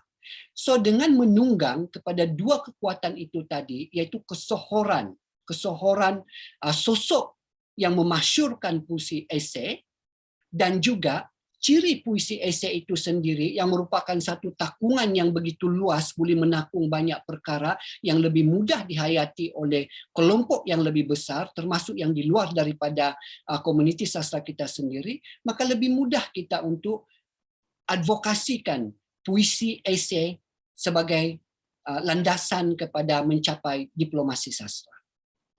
Dan barangkali kalau diadakan program yang lebih besar melibatkan negara di dalam platform ASEAN, sebab dalam platform ASEAN ni dia ada jawatan kuasa kecil. Saya dulu adalah pengerusi bagi jawatan kuasa sains, teknologi dan inovasi, di mana kita menggerakkan tentang perkara-perkara yang berkaitan dengan sains dan teknologi. Tetapi kita juga ada jawatan-jawatan kuasa yang berkaitan dengan tidak secara spesifik berkaitan dengan kebudayaan dan juga berkaitan dengan persuratan.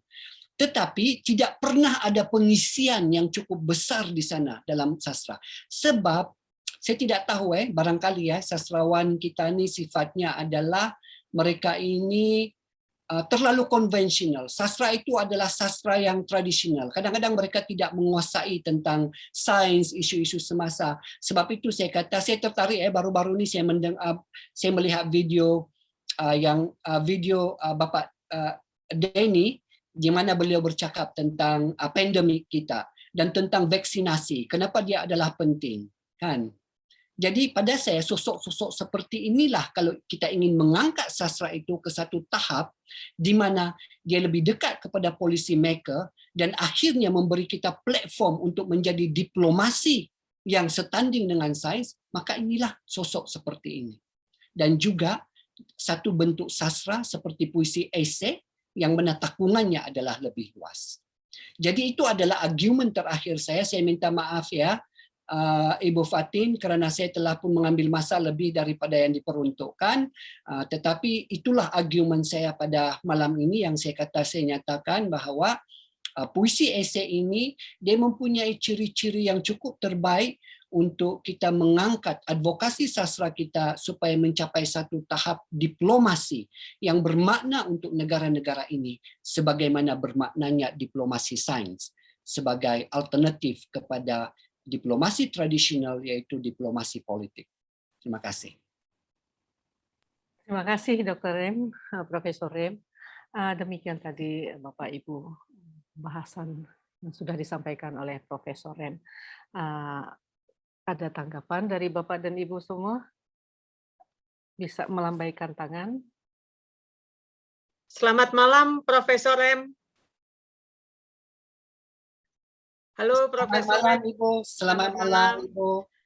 Saya Chad Penis, penyair juga dari Indonesia, tepatnya dari Nusa Tenggara Timur, Pulau Rote, NTT, Pak. Nah, saya mulai menulis sejak tahun 77, lebih kuat di cerita pendek untuk penulisan-penulisan itu. Saya tertarik dengan apa yang Bapak sampaikan barusan, berbicara tentang politik sastra di dunia internasional maupun di nasional. Itu banyak kendala di kita juga, Pak. Seperti yang Bapak sampaikan. Kendalanya begini, kita hanya menciptakan suatu polusi, suatu dunia yang kita rasa di dalam dunia sastra bahwa itu kita sudah merasa bahagia dengan dunia kita sendiri. Tetapi itu masih masuk dalam lingkup dari kita, antara kita aja gitu Pak. Setelah di luar dari dunia sastra mereka tidak kenal siapa kita, tidak tahu puisi esai itu seperti apa. Orang-orang umum di kami gitu Pak. Kalau saya berbicara tentang sastra, tentang puisi, atau tentang cerpen dan sebagainya, mereka menganggap itu sesuatu yang diawang-awang, sesuatu yang penuh dengan imaji, penuh dengan khayalan, dan tidak down to earth, tidak menginjak bumi. Itu seperti dunia yang untuk masyarakat umum gitu ya Pak ya. Jadi secara global, saya melihat bahwa dunia sastra di kita antara kita saja yang tahu Pak. Siapa pemenang Nobel, siapa yang berbicara tentang Shakespeare, tentang Hemingway, atau tentang siapapun, hanya kita yang tahu, dan orang di luar itu tidak tahu siapa itu mereka. Mereka hanya berpikir bagaimana bisa hidup, bisa makan, apalagi di era pandemi sekarang. Bagaimana kita bisa selamat dari COVID, virus yang terbaru, misalnya beta dan sebagainya. Itu yang mereka pikirkan untuk saat ini. Nah, tetapi dengan adanya puisi esai, saya merasa terhibur hati saya bahwa kita bisa mencari sesuatu yang baru di dunia puisi, meskipun itu untuk hiburan kita sendiri, antar teman kita yang menyukai puisi esai itu Pak. Terima kasih. Mungkin itu masukan dari saya, atau barangkali di luar dari ekspektasi teman-teman tentang apa yang saya rasakan di dunia sastra sekarang ini. Jadi kita berjuang sendiri, kita seperti saya berjuang sendiri, mencetak buku sendiri, menjual sendiri, mencari komunitas yang menyukai sastra sendiri. Sampai kita mati, kita akan berjuang sendiri di dunia yang kita cintai, yaitu dunia sastra. Begitu Pak, terima kasih. Ya, terima kasih. Saya setuju sekali dengan gagasan tersebut. Ya, betul. Dan betul, itu adalah salah satu sebab saya ini, kalau saya boleh, Ibu Fatin, sambil kita mencari soalan yang lain, kalau saya boleh bagi reaksi sedikit ya. Ya, silakan. Sebab saya juga ini terlibat dalam advokasi untuk sains dan juga advokasi untuk sastra di Malaysia. Saya terlibat dalam gerakan-gerakan tertentu. Dan saya dapati bahawa advokasi untuk sastra ini jauh lebih sukar berbanding dengan advokasi sains kerana seperti yang dikatakan oleh Ibu tadi, iaitu tentang kerana kita terlalu dalam dunia kita sendiri kalau dalam bidang sastra. Jadi apabila kita ingin berbicara dengan orang lain, yang mana orang lain itu adalah merupakan orang yang boleh mengangkat kita ke tahap dari segi dasar dan polisi, maka mereka susah untuk faham. Jadi kadang-kadang kita berdepan dengan kesukaran yang lebih berat. Jadi sebenarnya puisi esei ini dengan sifatnya yang begitu, dia memberi kita keterbukaan. Dia memberi kita ruang untuk menjadikan sastra itu lebih bersifat merentas bidang, merentas disiplin, dan juga merentas kepelbagaian. Dan barangkali akan lebih mudah untuk diterima dan juga dihayati oleh orang-orang yang bukan di dalam kelompok komunitas sastra itu sendiri. Dan lebih mudah untuk kita buat advokasi dan juga diplomasi. Ya. Terima kasih, Pak.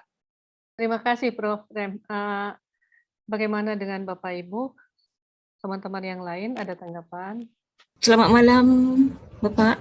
Okey, kami di Singapura ini baru mahu berjinak-jinak dengan puisi esei ini setelah diperkenalkan oleh Pak Anwar Putrabayu bersama Pak Denny. Jadi kami diundang untuk menulis juga, tapi tidak dapat sambutan. Namun kami menganggap ini sebagai satu pembaharuan yang kami ingin cuba, dan alhamdulillah telah lahir sebuah buku saya, puisi esei Kisah Wak Cantuk. Wah. baru dilancarkan pada bulan Jun yang lalu. Jadi hadirnya saya malam ini sekedar mahu mendengar lebih lanjut tentang penerangan dan pengalaman daripada tokoh-tokoh yang ada, dan mudah-mudahan dengan ilmu yang saya dapati malam ini dapat saya berkongsi dengan penggiat seni di sastra di Singapura nanti. InsyaAllah. Terima kasih kepada Pak Denny. Puan Hartina, kalau saya boleh betul, disebabkan ciri puisi esei ini sebenarnya adalah kombinasi di antara sastra kreatif dan juga prosa ataupun yang berbentuk esei, articles biasa.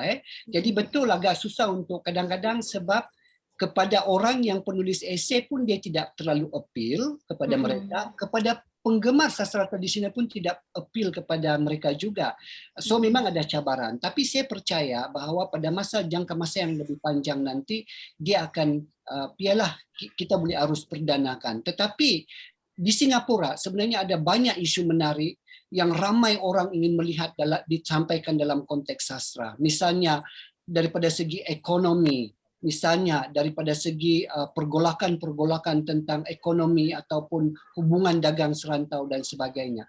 Sebab bila saya lihat kepada buku Kemilau tersebut, saya suka banyak cerita-cerita dia, tetapi pandangan saya mohon dalam buku tersebut kebanyakan penceritaannya adalah masih lagi perkara-perkara, ceritanya menarik ya, tetapi masih lagi perkara-perkara yang boleh juga diungkap dalam sastra tradisional itu.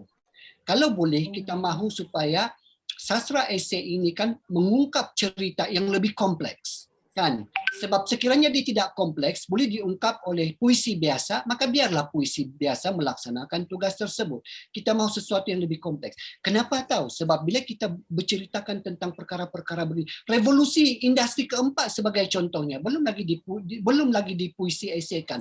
Pandemik tentang pertentangan di antara Barat dan Timur, sebab kita tahu bahawa isu vaksin juga telah dipolitikkan dunia mengikut blok Amerika dan blok China kan, sampai kita tersepi di tengah-tengah. Ini juga adalah menarik untuk ikan. Sebab bila kita membuat begitu, dia akan menarik kelompok yang di luar daripada sastra untuk sama-sama terjun dan macam, sebab mereka dapat relate kepada itu. Dan itulah sebenarnya matlamat kita dalam dunia sastra. Advokasi kita mahu meluaskan. Barulah kita boleh berfungsi sebagai diplomasi. Karena selagi kita sahaja, maka saya rasa diplomasi itu boleh ada tapi kurang bermakna kan. Oke, Ya, terima kasih. terima kasih atas perkongsian. Terima kasih Prof. Rem.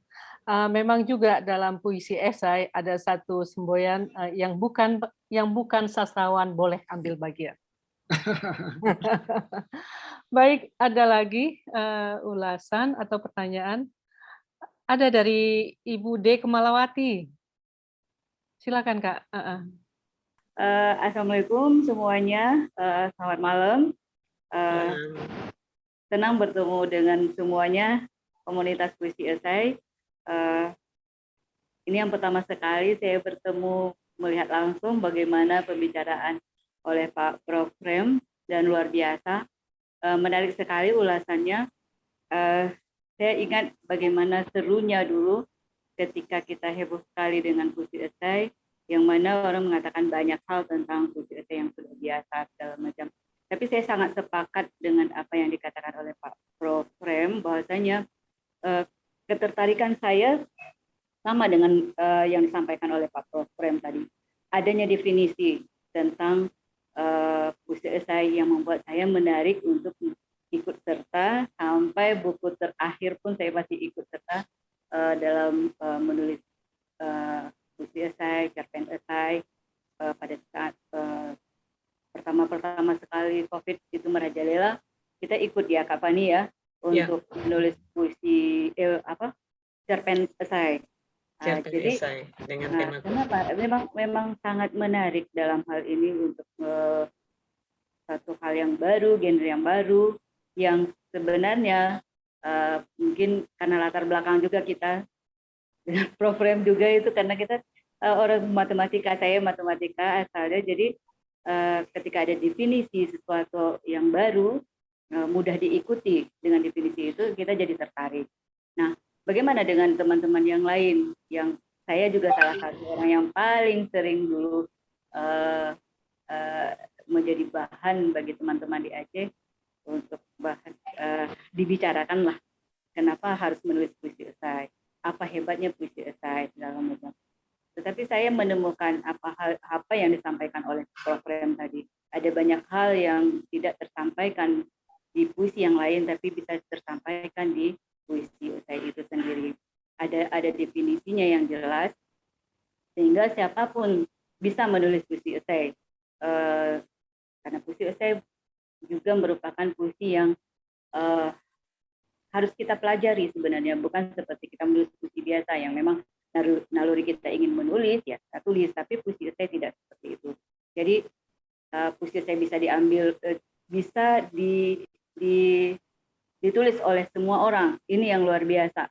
Dan apa yang disampaikan oleh Prof. Rem tadi, itulah yang kami amini sebenarnya, sehingga kami ikut dalam komunitas puisi esai ini sampai sekarang dan sangat-sangat ingin belajar terus. Sampai hari ini belum puas, sama dengan Pak Prof. Rem mengatakan tadi, banyak sekali isu-isu yang belum tersampaikan ke masyarakat.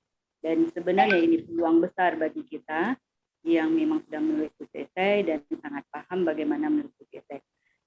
Seperti yang disampaikan oleh yang dari Singapura tadi, memang tidak semua mudah untuk menulis puisi esai ini, tidak mendapat ruang yang banyak. Tetapi ketika kita sudah menulis, kita pasti menemukan sesuatu yang lain daripada yang lain. Yang ini benar-benar genre yang baru, walaupun pernah ada, tapi ini bukan yang seperti yang sudah pernah ada. Genre ini luar biasa sebenarnya. Yang lain mungkin saya ucap selamat saja karena belum bisa berpartisipasi dengan penuh. Jadi selamat berdiskusi untuk Pak Rem, terima kasih banyak sekali infonya. Kak Fani, selamat malam. Bupati, ada Mas Denny, yang lainnya ada Datuk Jasni dan yang lainnya semuanya. Selamat berdiskusi, senang sekali. Mudah-mudahan minggu depan, bulan depan kita bergabung kembali. Saya akan terus ikuti acara yang seperti ini. Terima kasih, Fani. Kembali ke Fatin ya. Terima kasih, Fatin. Terima kasih Kak Kemala. Baik, kita masih ada waktu sampai nanti kita tutup pada pukul 9 malam. Ada masih punya waktu berapa menit lagi kita ya? Masih kita punya waktu 20 menit lagi. Ya, disebutkan tadi tentang ya betul, kelebihan kepada puisi esei ini berbanding dengan puisi yang lazim sebelum puisi esei adalah daripada segi pemberatan itu. Betul. Barangkali lebih ramai orang boleh menulis puisi esei daripada pelbagai bidang, kerana pemberatan kepada puisi esei sebenarnya adalah kepada substance-nya, inti ceritanya. Sedangkan kalau kita bercakap tentang puisi konvensional yang biasa itu, maka kekuatan puisi itu adalah pada persembahan estetiknya. Sebab itu tidak semua orang boleh menjadi penyair dalam konteks puisi yang lazim itu, puisi konvensional. Sebab yang pertama sekali kita mesti mempunyai kekuatan tertentu daripada segi penyampaian. Tetapi sebab isinya bukanlah tidak penting, bukan isi tidak penting dalam puisi konvensional, tetapi isinya itu diangkat oleh penyampaian estetik. Sedangkan di dalam puisi esei, penyampaian itu sebab bentuknya adalah prosa, masing-masing ada gaya, it is okay, just do it in whatever flow that you love, kan, macam tu. Tetapi yang paling penting sekali adalah pemilihan inti ceritanya dan bagaimana plot itu dipecahkan supaya ada tarikan untuk membaca daripada satu babak ke satu babak. Saya sebenarnya mau sentuh itu juga sikit, ya, Ibu Patin, yang mana salah satu yang saya temui di dalam karya itu adalah dari segi plot. Plot dia itu mesti ada turun naik yang jelas, ya. Saya tahu jangan buat penceritaan yang terlalu selanjar. Sebab ini adalah puisi, betul, tetapi kita juga boleh buat sesuatu yang berbentuk ironik. Misalnya kesudahan cerita puisi itu kita letak dalam rangkap pertama, sedangkan permulaannya pada rangkap akhir. Tetapi akhirnya kesatuan itu memberi cerita tertentu. Jangan terlalu selanjar. Jadi banyak yang kita dalam dua-dua buku itu sebenarnya, termasuk yang ini juga, teknik penceritaannya itu juga adalah begitu selanjar. Tetapi 10 tahun yang pertama ini adalah tahun untuk pengukuhan bagi puisi esei sebagai satu genre. Saya rasa nanti pada 2022 dan ke atas itu adalah tahun untuk kita pengisian dan meningkatkan orang kata citra puisi itu sendiri, dan kita mungkin pada masa itu kita akan nampak karya-karya yang lebih besar dengan teknik-teknik yang lebih segar. Baik, Prof. Rem, terima kasih. Ini juga ada beberapa tanggapan dari teman-teman yang mengikuti. Dari Teguh Supriyanto, mungkin mau menyampaikan tanggapannya. Ada juga Zai Kamilia. Assalamualaikum warahmatullahi wabarakatuh. Prof, saya berpantun dulu. Bunga semalam dari Melayu sebelah barat. Assalamualaikum, selamat malam. Kusapa engkau dengan hangat. Prof, saya guru kebetulan. Dulu saya ngajar di SMA 3 Jayapura, tapi sekarang saya mutasi ke Jawa Barat. Dari timur saya pindah ke barat. Mungkin kalau Prof tahu, di Papua itu di ujung timurnya Indonesia, yang perbatasan dengan PNJ. Saya guru, Prof. Saya tertarik dengan puisi esai. Pertama kali ditawarin untuk menulis puisi esai itu seperti yang disampaikan oleh Prof, bahwa puisi esai itu keren gitu. Karena selain di dalamnya kita berimajinasi, ada ilmunya di dalam, Prof. Nah, itu yang saya merasa tertarik, tertantang dengan puisi esai begitu. Kemudian saya ajarkan ke siswa, itu lebih keren lagi. Karena apa? Merasa saya lebih keren mengajar puisi ke siswa, karena puisi itu bukan hanya omong kosong gitu, Prof. Di dalamnya ada ilmu yang harus siswa cari kebenarannya, faktanya. Nah, kemudian kan puisi esai ada catatan kakinya. Nah, catatan kaki itu fakta yang harus siswa cari gitu, bukan omong kosong. Nah, di sana saya merasa sebagai guru mengajarkan puisi itu bukan hanya mengajak siswa berhayal-hayal saja gitu. Di sana ada ilmu. Kebetulan waktu saya masih ngajar di SMA 3 Jayapura ini di Papua sana, SMA saya sebagai sekolah yang mendapat apa ya namanya itu, bukan bantuan sih, tapi ditunjuk untuk dimonitor dari IASA. IASA itu perkumpulan profesor-profesor Indonesia yang di luar negeri, begitu. Untuk membimbing sekolah kami. Nah, di sana kami diminta untuk integrasi MAPEL, integrasi mata pelajaran. Saya guru bahasa Indonesia. Saya harus integrasi dengan biologi, saya harus integrasi dengan fisika, dengan kimia. Nah, di puisi esai ini integrasi itu bisa dijalankan, Prof. Misalnya, saya membuat puisi tentang gajah, begitu. Gajah itu ada ilmunya, bukan gajah itu belalainya panjang, ini tidak begitu saja. Tetapi di sana siswa harus mencari fakta-fakta tentang gajah, begitu. Gajah beratnya sekian, nah cari dulu faktanya, betul nggak gajah itu mempunyai berat sekian, belalainya itu panjang, kemudian dia punya nama ilmiahnya apa. Nah, di puisi esai itu semakin keren ketika siswa saya menyuruh siswa saya membuat puisi esai. Jadi bukan omong kosong saja yang membuat puisi yang berdayu-dayu begitu, menggunakan majas yang indah-indah, tidak begitu saja. Nah, seperti itu makanya saya sampai sekarang tetap di puisi esai, dan menurut saya puisi esai bisa masuk di dunia pendidikan. Walaupun sampai sekarang di kurikulum belum ada, ya mungkin karena pendidikan untuk pelajaran bahasa Indonesia belum ada materi, belum ada pembaharuan dari genre sastra di mata pelajaran sastra Indonesia yang kurikulum 2013 di Indonesia ini. Nah, mungkin apabila satu saat ketika kan ilmu itu selalu berkembang mungkin ya gitu, nanti dimasukkan genre puisi esai itu dan masuk ke pelajaran di mulai SD, SMP, SMA. Saya yakin puisi esai pun bisa diajarkan di tingkat SD.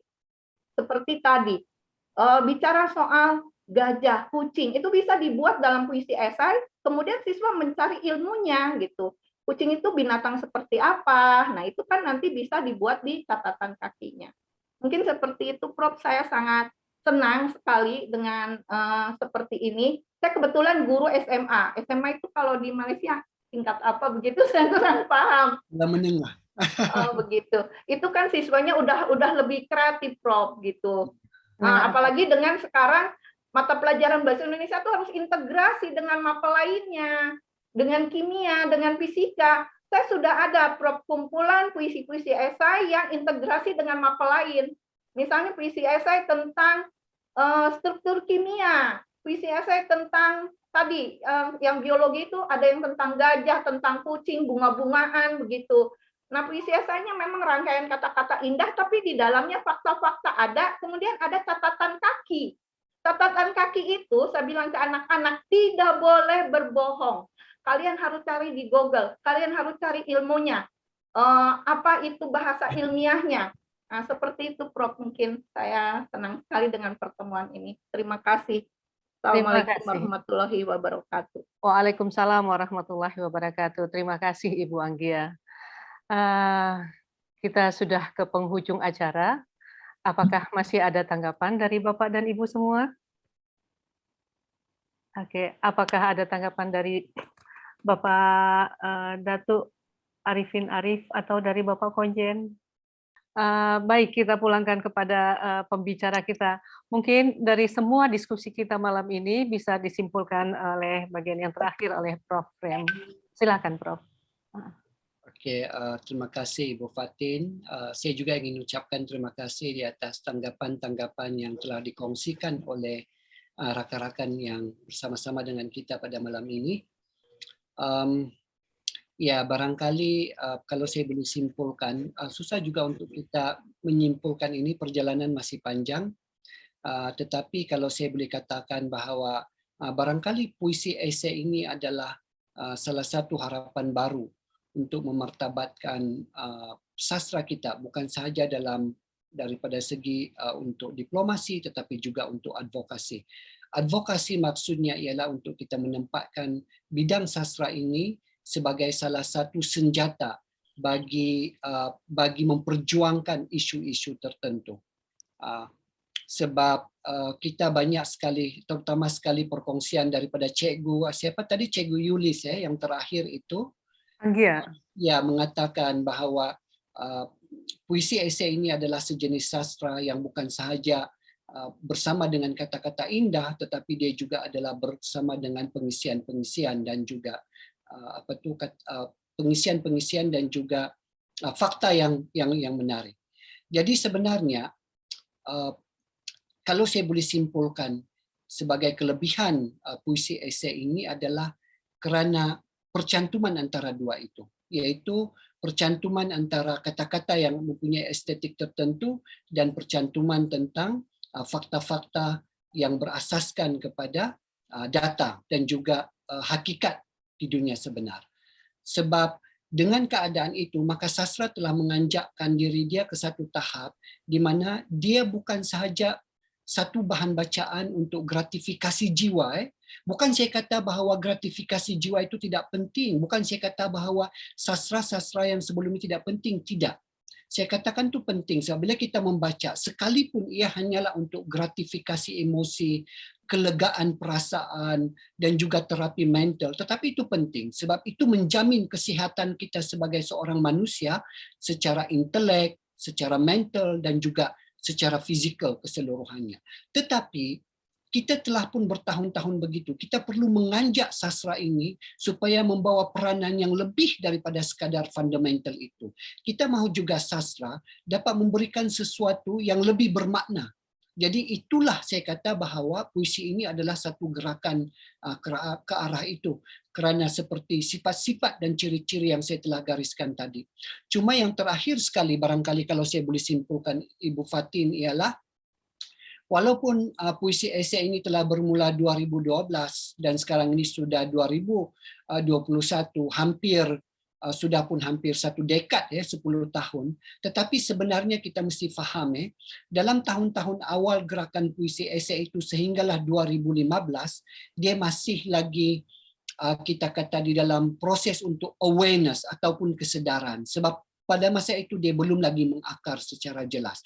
Bahkan dalam sekitar 2017 dan 2018, ia masih lagi berdepan dengan polemik yang begitu hebat sekali, tentangan Tentangan itu bukan saja datang daripada sastrawan individu, bukan saja di Indonesia, kadang-kadang di Malaysia ada juga, tetapi dia adalah seolah-olah tentangan secara tersusun. Saya mengikuti wacana itu dan polemik itu di media Indonesia dan saya tengok sentiasa ada gerakan-gerakan tersusun secara berkelompok yang cuba menentang ni. Tetapi saya rasa sekitar dalam 2020 begitu, maka penentangan-penentangan itu telah pun berakhir dan nampak bahawa barangkali puisi esei saya katakan bahawa dia telah pun memberikan pasaknya yang tersendiri di dalam ranah sastra kita.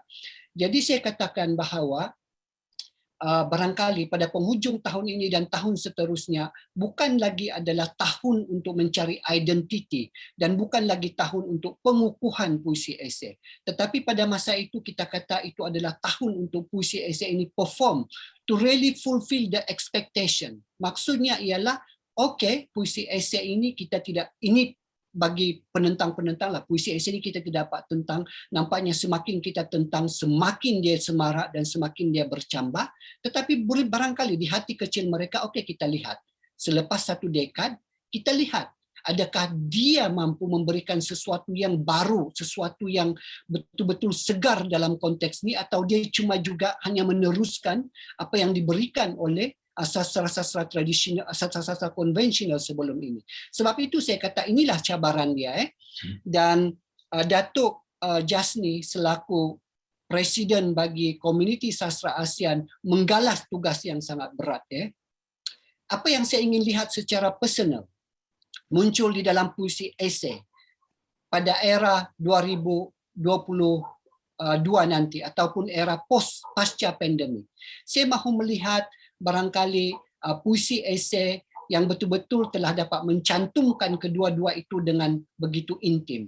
Satu adalah estetik penyampaian dan kedua adalah kekuatan cerita di dalam tu dan kekuatan fakta. Jadi apabila orang membaca, orang tidak rasa bahwa mereka sedang membaca esei yang begitu datar. Mereka juga tidak merasa seperti membaca puisi konvensional yang begitu banyak keluk dan keliangnya, ataupun dia terlalu memberatkan kepada estetik sahaja tetapi bukan kepada substance-nya. So kita mahu melihat yang begitu.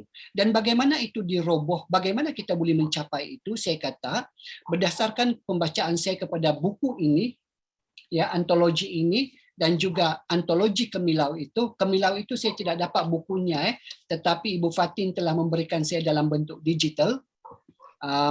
Saya melihatnya itu, saya kata daripada segi teknik penceritaan, Datuk Jasni, saya rasa teknik penceritaan tu kena, kalau kita lihatlah, ini pandangan saya lah, teknik penceritaan dia semua agak sama untuk kedua-dua buku itu. Yang mana dia adalah bermula A sehingga Z, kan? Sedangkan ia sebagai satu puisi esei bermaksud dia adalah lebih dari, dia macam seolah-olah macam novel atau cerpen tahu. Bila kita katakan bahawa dia adalah novel dan cerpen, ada dua perkara yang kita boleh tindikkan dengan lebih mendalam. Pertama adalah mengangkat watak. Maknanya watak tu kan kita perlu ada watak-watak tertentu yang kita boleh angkat. Kalau kita lihat dalam kebanyakan, ada juga dalam contoh-contoh puisi esei dalam dua buku tadi itu yang saya rujuk itu yang mengangkat watak-watak tertentu dengan jelas. Tapi kebanyakannya watak itu tidak jelas, dia lebih kepada generik, sama seperti puisi konvensional, kan? So kita boleh mengangkat watak. Sebab watak itulah yang akan mencitrakan tentang cerita yang kita ingin bawa itu supaya orang boleh relate, menghayatinya. Yang kedua adalah daripada segi plot. Kita mahu teknik penceritaan yang lebih ada menggugahlah orang kata, yang seperti yang saya kata janganlah terlalu predictable, kan, daripada A sampai ke Z. Apa salahnya kita bermula dengan P kemudian M, melompat sana dan sini, kan? Macam-macam teknik cerita. Begitu juga barangkali di dalam satu puisi esei itu kita juga boleh buat kombinasi trilogi cerita, kan, contoh di mana ada cerita 1, cerita 2, cerita 3 yang totally independent tetapi akhirnya bercantum pada satu penghujung. Contoh. Tetapi maksud saya di sini ialah cabaran kepada puisi esei ini untuk terus berkembang dan diterima dan betul-betul dapat mencapai komuniti yang luas adalah itulah memperbaiki tekniknya. Teknik yang saya sentuh tadi itu hanyalah contoh-contoh sahaja. Ada banyak lagi yang kita boleh aplikasikan.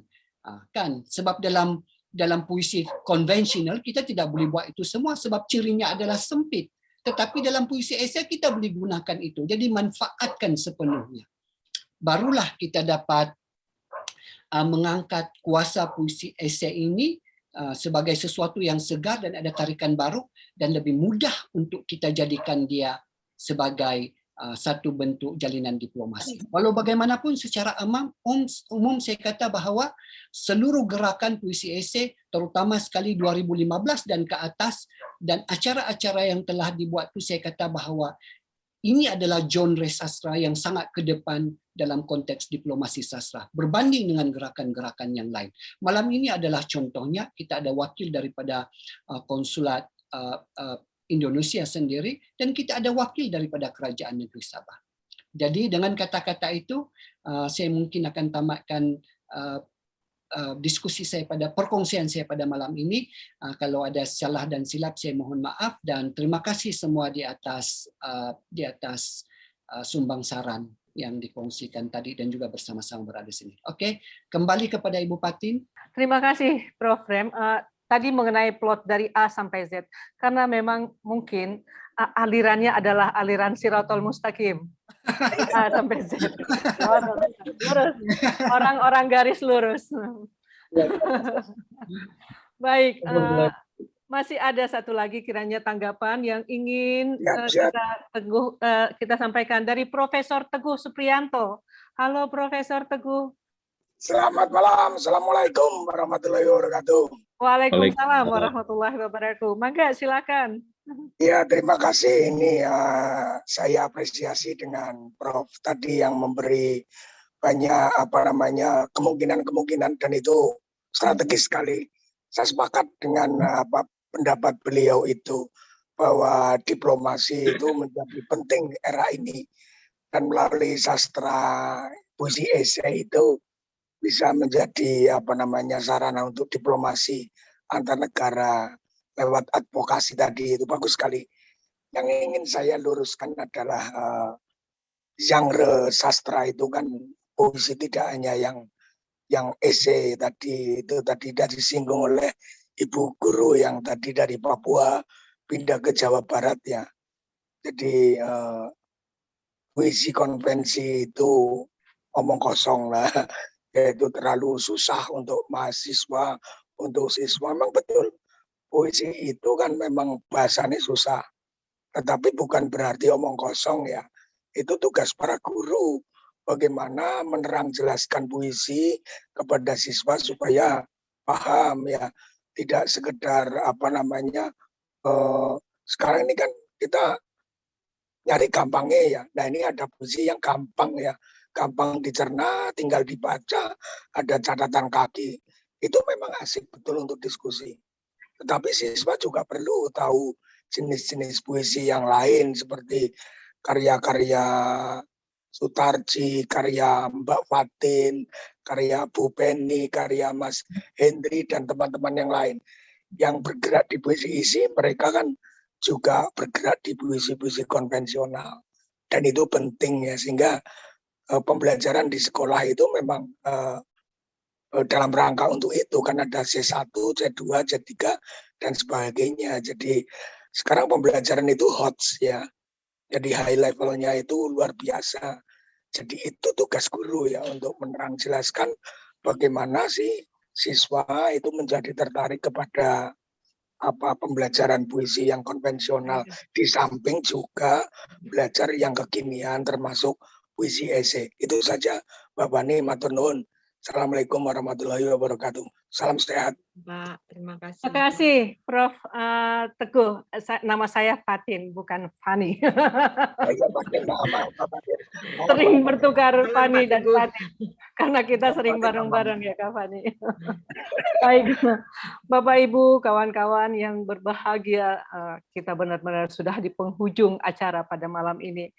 Setinggi-tinggi terima kasih saya ucapkan, saya haturkan kepada Bapak Datuk Haji Muhammad Arifin bin Haji Muhammad Arif, Menteri Tugas-Tugas Khas Wilayah Sabah Malaysia, kepada Bapak Krishna Jailani, Konsul Jenderal Republik Indonesia Kota Kinabalu, Sabah.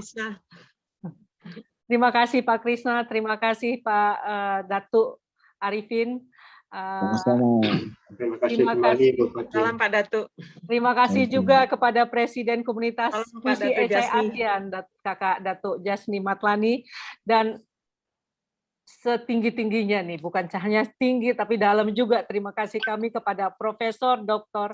Ramzah Dampul yang sudah memberikan panjang lebar tentang puisi esai, yang sudah memberikan pencerahan, bukan hanya pencerahan, tetapi penguatan kepada para penulis puisi esai. Terima kasih yang sedalam-dalamnya dan penghormatan yang setinggi-tingginya.